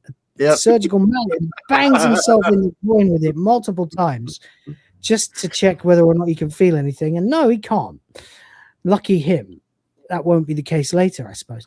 And now, as he sloppily staggers with his numb legs down the corridor, still getting the attention of every woman who walks past, he finally approaches the captain, who says, "I never realized you were such a hit with the ladies. Perhaps one day you can teach me your tricks." And he says, "Yes, sir." And so there we go. And we see, of course, that we get Little Green Bag, the music from the beginning of Reservoir Dogs. Doom, doom, doom, doom, that was amazing. doom, doom, doom. As the Dibley family make their way into the scene and stop. And they all turn to the camera and give us the biggest, toothiest smile we've ever seen. Including Crichton. Yeah. And so they wander off, and that marks the end of episode 2. Yeah, it's pretty fantastic. That Reservoir Dogs scene made it for me. Like, yeah, the episode was great, but the ending, like, that's it. Yeah, you're like, oh, yeah. Right. Okay. This kind of takes it away from it being a movie. Like, well, I don't know, because like, well, here's the great thing is we now, as the audience, we know something they don't, and we know that they are under observation, but also at the same time, we're able to enjoy it. Right. And the Scutters also try to follow them, and they don't want them to come, so the Scutters also acquire mop heads and teeth and follow after them. Fantastic. Now that's episode 2. We've got one more to go. Yep. Unless you guys want to do it next week. No. Well, I'll have to be dipping in a bit, so yeah, so if you want to do it, we could just do 2 and then 2 and finish next week. If you want. Choice. I'm not. It's up to you guys. Well, I know I said we would do all 3, but we could just, do the normal. If we wanna hold it off here, I'm cool for whatever. Yeah. I mean, I don't mind either way, really. I'm starting to flag quite a bit. It is your channel, Will. So it's just that I'm starting to feel like I'm not doing as good a job as I was. I'm starting to feel really exhausted, and I think maybe it might be time to just call it a night. No worries. Though I do feel kind of bad, and especially as I was literally instructed earlier not to give up before the end. But I kind of feel like, I'm actually kind of wiped. And I feel like it might be better if we just see it through and then do it and Cassandra, so we keep the 2-2 rhythm. Well, how's about this then? If we're gonna pick it up, unfortunately can't show it. I was gonna say we could do the previously on sections from the smaller cuts, but yeah, we can find a way to do that, we'll just do a recap of our own. Yeah. But I am feeling like really like I'm yawning my head off, and I'm starting to feel like I'm rushing it a little bit, and I don't want to do that because it's so good. Indeed. So well, this last half hour, we are at the climax, and this is where the last 28 minutes of this is it's gonna go crazy. So I think we could probably just say I think if you put it away for next week, we're gonna be spending a lot of time on the 3rd episode, like more than we have spent until now. And that's the thing. It's going to be easily another hour and a half at least. And I'm starting to think that maybe it would be a better idea to just be realistic and do it next week. Yeah, let's do it next week. All right. Okay. There we go. Furious Dan hates snow, by the way. Really? Yeah. Oh, come on. What? No. I miss having snowy winters here. We don't have them because of fucking changes and stuff. I'm sorry, I'm yawning my head off like a fucking. I'm not a big snow fan myself either. All right, let's finish it next week. Indeed. Okay. I didn't want to do it like this, but I think I'd rather do it that way than be knackered and yawning and everything in the 3rd part, which is the climax. So So I guess we'll just call it a day at that then. And also Helzo will be able to join us for the next one as well, which is good because we'll be able to see it all through together, and we can. Yeah, okay. It's probably unrealistic of me to expect us to get through 3 in one episode. I mean, okay. I think we did a pretty good. I think we did an exceptional job. Yeah. Oh, it really was nice. Considering that we did spend a better part of the first hour just kind of talking about other things. So hey, I think I'm so sorry, guys. I'm just yawning like a fucking bitch. It's so bad. It happens All to right, everybody. let's. Yeah, Will learned he shouldn't be yawning during his climax. His wife probably smacked that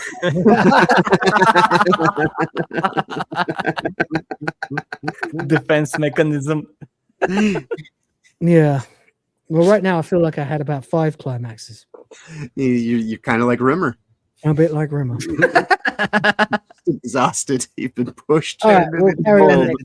That's fine. That's fine.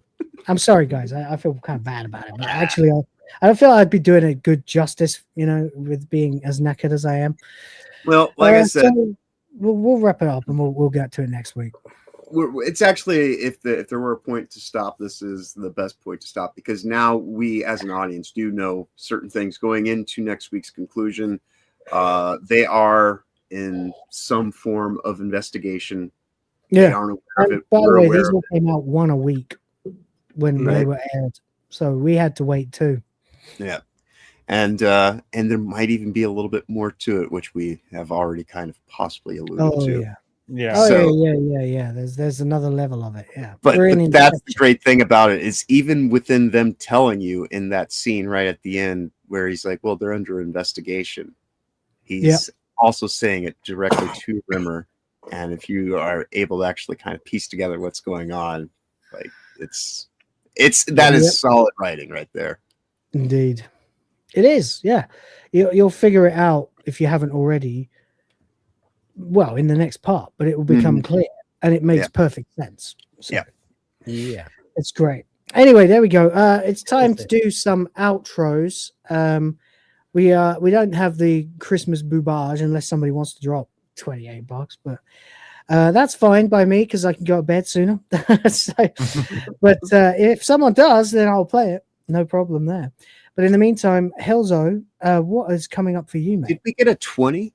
Did we get a Duobon? 19 more. 19 more. Huh? Well, I'm just saying, I know we got the 20 earlier. Oh yeah, we dropped that. I dropped that. Yeah, I did that. Did we do the what happens next? Oh yeah, that's true. Actually, it was a 20, wasn't it? I'm sorry. Yeah. I got this new anime plot. Basically, there's this high school girl, except she's got huge boobs. I mean, some serious hunkers. A real set of badonkers. Packing some Doban hunkeros. Massive da hunka bankaloos. Big ol' Tanhangera cougars. What happens next? Transfer student shows up one day with even bigger Bankhanaga hooks. Humongous hungalamga no logangas. There we go. Hey, I'm just looking out for everybody. That and I wanted to see some tits, So. Some tits. There you go. All right, and thank you very much to Jam for the one for the Griff Force and the princesses. Thank you very much.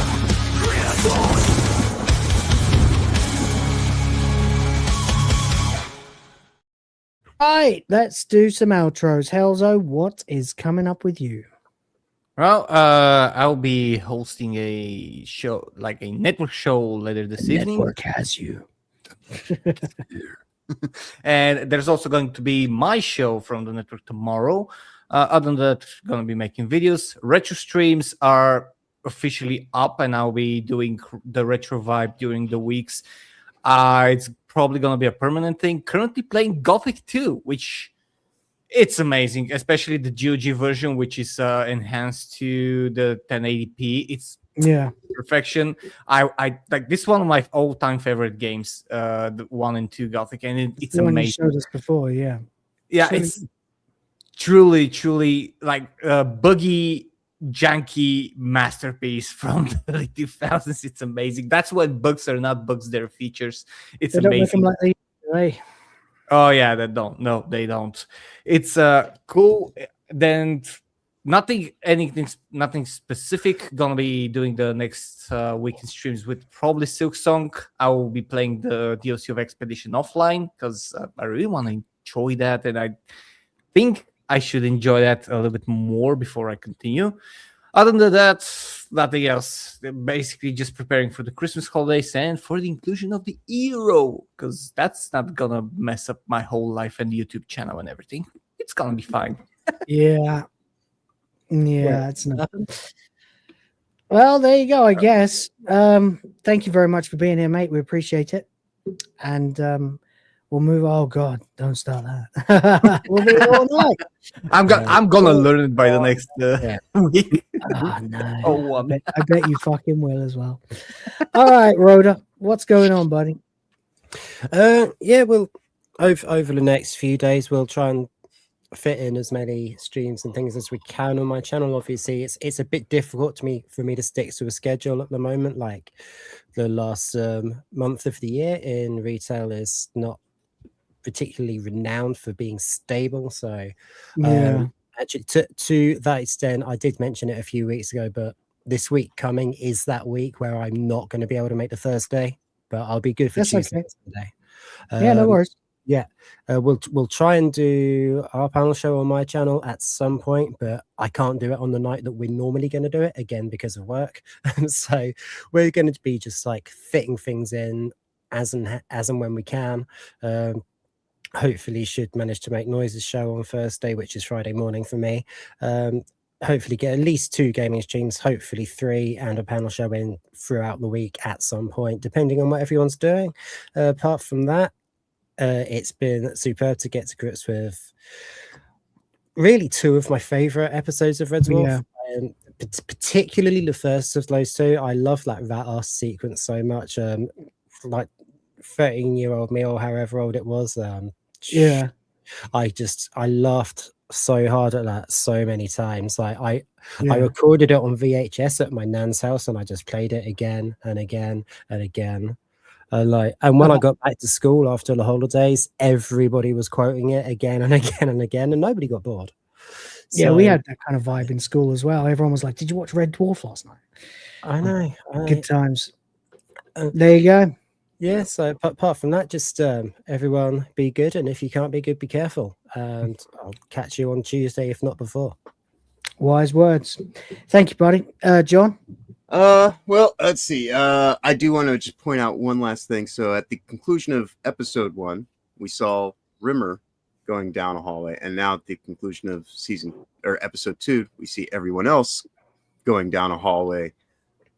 Will they come together? Will there be a way to bring this crew of 4 to 5? That is the question that we will find out next week. Which I cannot wait for.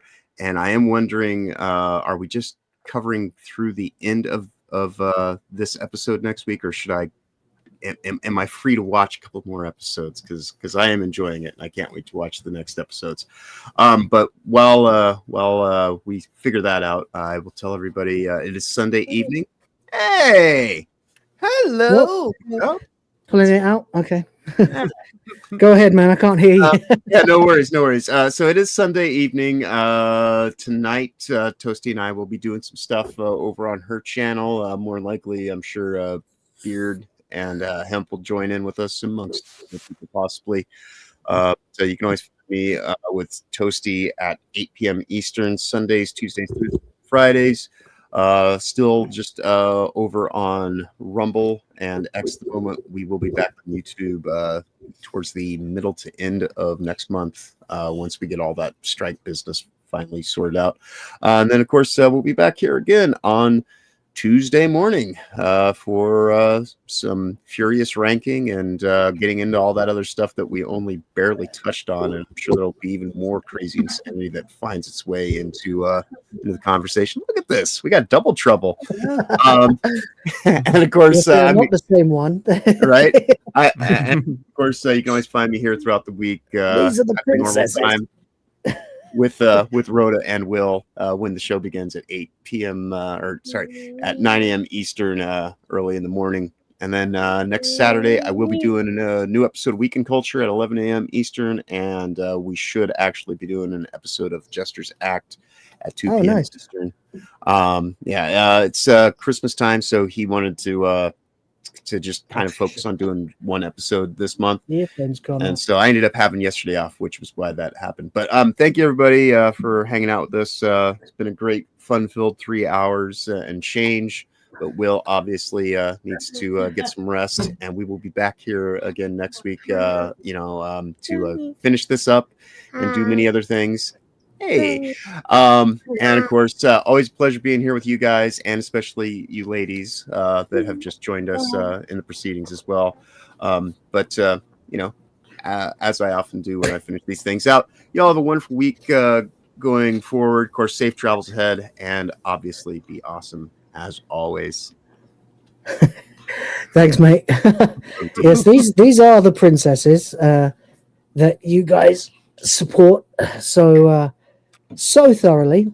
Thank you. And now you can understand why I'm so tired. Indeed. So thank you, everybody. Uh-oh, mommy. There we go. 1, 2. All right. And yeah, these are the good-ish little girls that occupy my wallet. So thank you, everybody, for being great. And evidently, holy shit, there you go. See, look, you're the best grifter of all. That's it. You're the better grifter than I am, little girl. $20 from James to the O to the P. That's fucking close enough, you know. I think so. What I'm going to have to do now, it says cuteness overload. Thank you very much, buddy. I appreciate it a lot. And you know what? That's fucking close enough. I got this new anime plot. Basically, there's this high school girl, except she's got huge boobs. I mean, some serious hunkers. A real setup of donkers. Packing some Doban hunkeros. Massive da hunka bankaloos. Big ol' Tanhangera cougars. What happens next? Transfer student shows up one day with even bigger bunk hanaga hoogs. Humongous hungalamga no logangas. Wave. Thank you. Thank you, Uncle James. What are you saying? She's working on talking, you know. So right now she only says car. So I bought her like a $2 toy car earlier on, and she won't. This is the first time I've seen her without it all day. So Woo! To be fair, cars. She's going to make some Arab a very nice wife one day. Oh, there it is. There it is. And there it is. What's It that? is. Oh, It's Christmas shit. time, man. Another $20. What the? Says normally I prefer green for the princesses, but orange will do just as well. Holy shit! I gotta play another clip. Hang on. Oh, these? My boobies? My massive fucking titties? My super stuffed up milkies? My hunger bonger doinky boinkies? My fucking fabric stretching, wind flapping, gravity welling sex mounds? You mean these super duper ultra hyper goddamn motherfucking.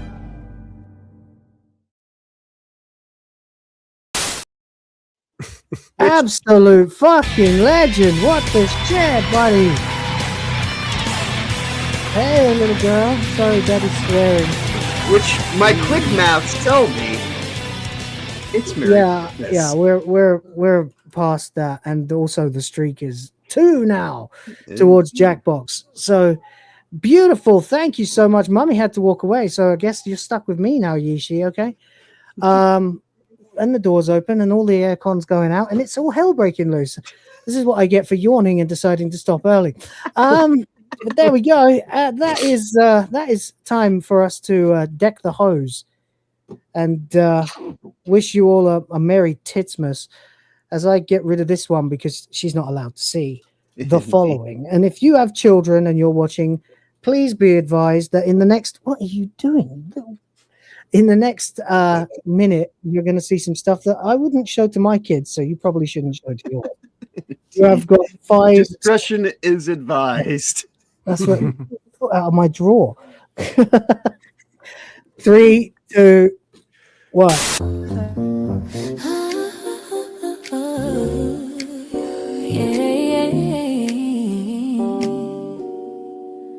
We've been good all year, baby, sugar and spice. Hung the lights, trimmed the tree, played nice, so nice. But the house is finally quiet and the fire's burning low. Stockings aren't the only things getting filled tonight, you know.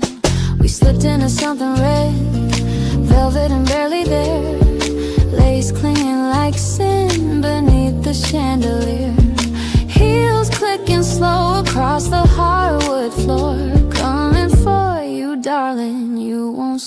no more. It's a naughty little Christmas, baby, all night long. Gonna unwrap you slow with our filthy Christmas song. Tie you up with tinsel, tease you till you beg. We're the gift that keeps on giving, spread out on this bed. Santa's not the only one coming tonight. Merry freaking Christmas, we're taking what's ours, alright.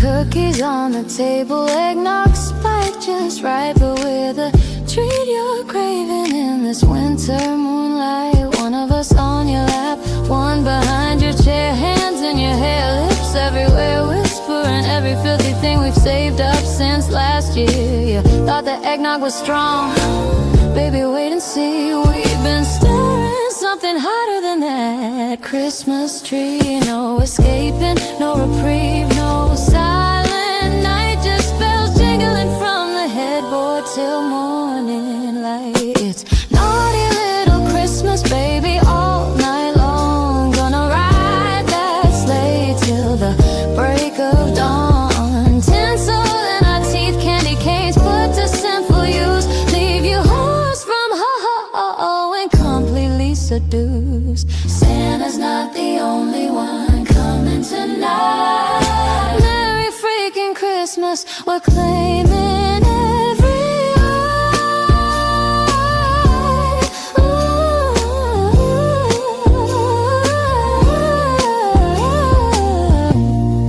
Merry Christmas, baby.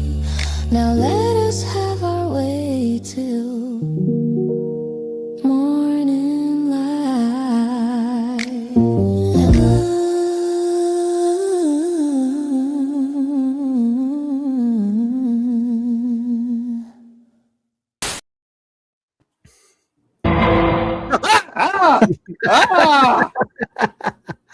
Well, Your face, mate. That was classic. You got to get a shot of that. You got to clip that. No, don't clip it.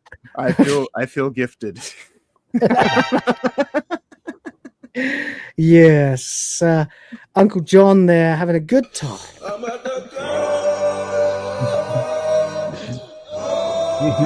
Indeed. Oh dear, oh dear.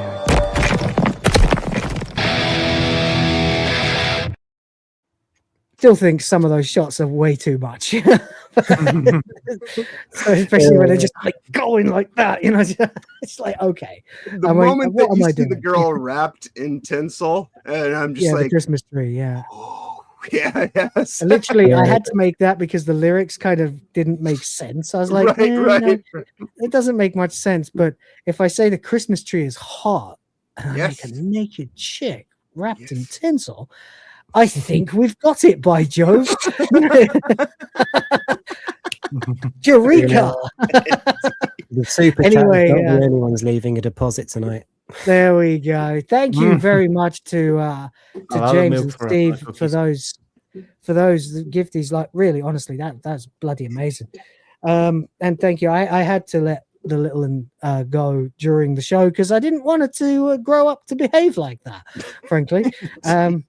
But if you would like some scenes from that to become real, you can just come to the Philippines. As you will notice, one of them is based on familiar territory. And there we go. Thank you, everybody. You're amazing. I'm so fucking tired. I've got to go to sleep. That woke me up a bit, though. You know, the kids come in, and then it's like 1, 2, 3. It's like, oh, here's your children. Shit, wake up. Oh, here's some money. Wake up. Oh, here's some tip. All right, now I don't need coffee. But I am gonna still go because actually that was the "Daddy, we need you" call. So I'm gonna have to go and do one. Thank you, everybody. You're amazing. It's been a great stream. I've really enjoyed doing these 2 fucking home runs. The victory lap. We get to finish it next week. I'm going to be working on some stuff for the channel. Some of you may have noticed the video style has changed a bit. I was thinking for a long time I needed to update the way I do things. And And then everybody else started doing it. So, you know, Hypno started, and then Atreus started. So everyone's doing the sort of slightly more edit intensive, not highly edited, but a bit more edity kind of videos. And I thought, well, why shouldn't I? That's actually my preferred way of doing things. And I'm much more of a fan of editing than just sitting talking to OBS. So we'll change things up and do it that way. It won't affect much. Just the videos will be better. And there'll be fewer of them, but they'll be better. So there you go. I'm toying with the idea of streaming on Christmas Day for a bit, probably only for like an hour. But if anyone's around and doesn't have anything better to do, you will probably find me at some point. But before that, we have a lot in the meantime. So just keep to the usual pattern. Check me out every day. I'm here. I'm making stuff for you guys, and I hope you'll watch it. Thanks for being here. Thank you so much to the donors. To St. Hugo and James Opp and Disgusting. Thank you, buddy. And Jen and Steve. You guys are fucking legends, you know. We'll be back on Tuesday. I'll be back tomorrow live streaming Hyperdrive Time, talking about lots of things I haven't had time for yet and I still want to debrief about, particularly the Tomb Raider situation, because it's getting a little bit ridiculous on X at the moment regarding Lara Croft's tits, which, by the way, should be as they were in the 90s, and I'm not bending on that. This might be one you don't know about, Will. They pay-gated YouTube on the speed control now. You have to be a premium member to adjust the playback speed. That just happened on Friday. Yeah. Does it? Okay. On the one hand, fuck, that is gay. Don't do that. On the other hand, does anybody not have premium? Like I've had premium for like 5 years now. I just paid it, and you know there's a way around it too. If you don't want to, you know, be fleeced, you can always just have another account in the Philippines or whatever, where it only costs about $2 a month. So, you know, there's lots of ways, especially with VPN. But that will do, guys. I appreciate you all very much. I'll see you on the next one. Till then, take care. Spike your hair.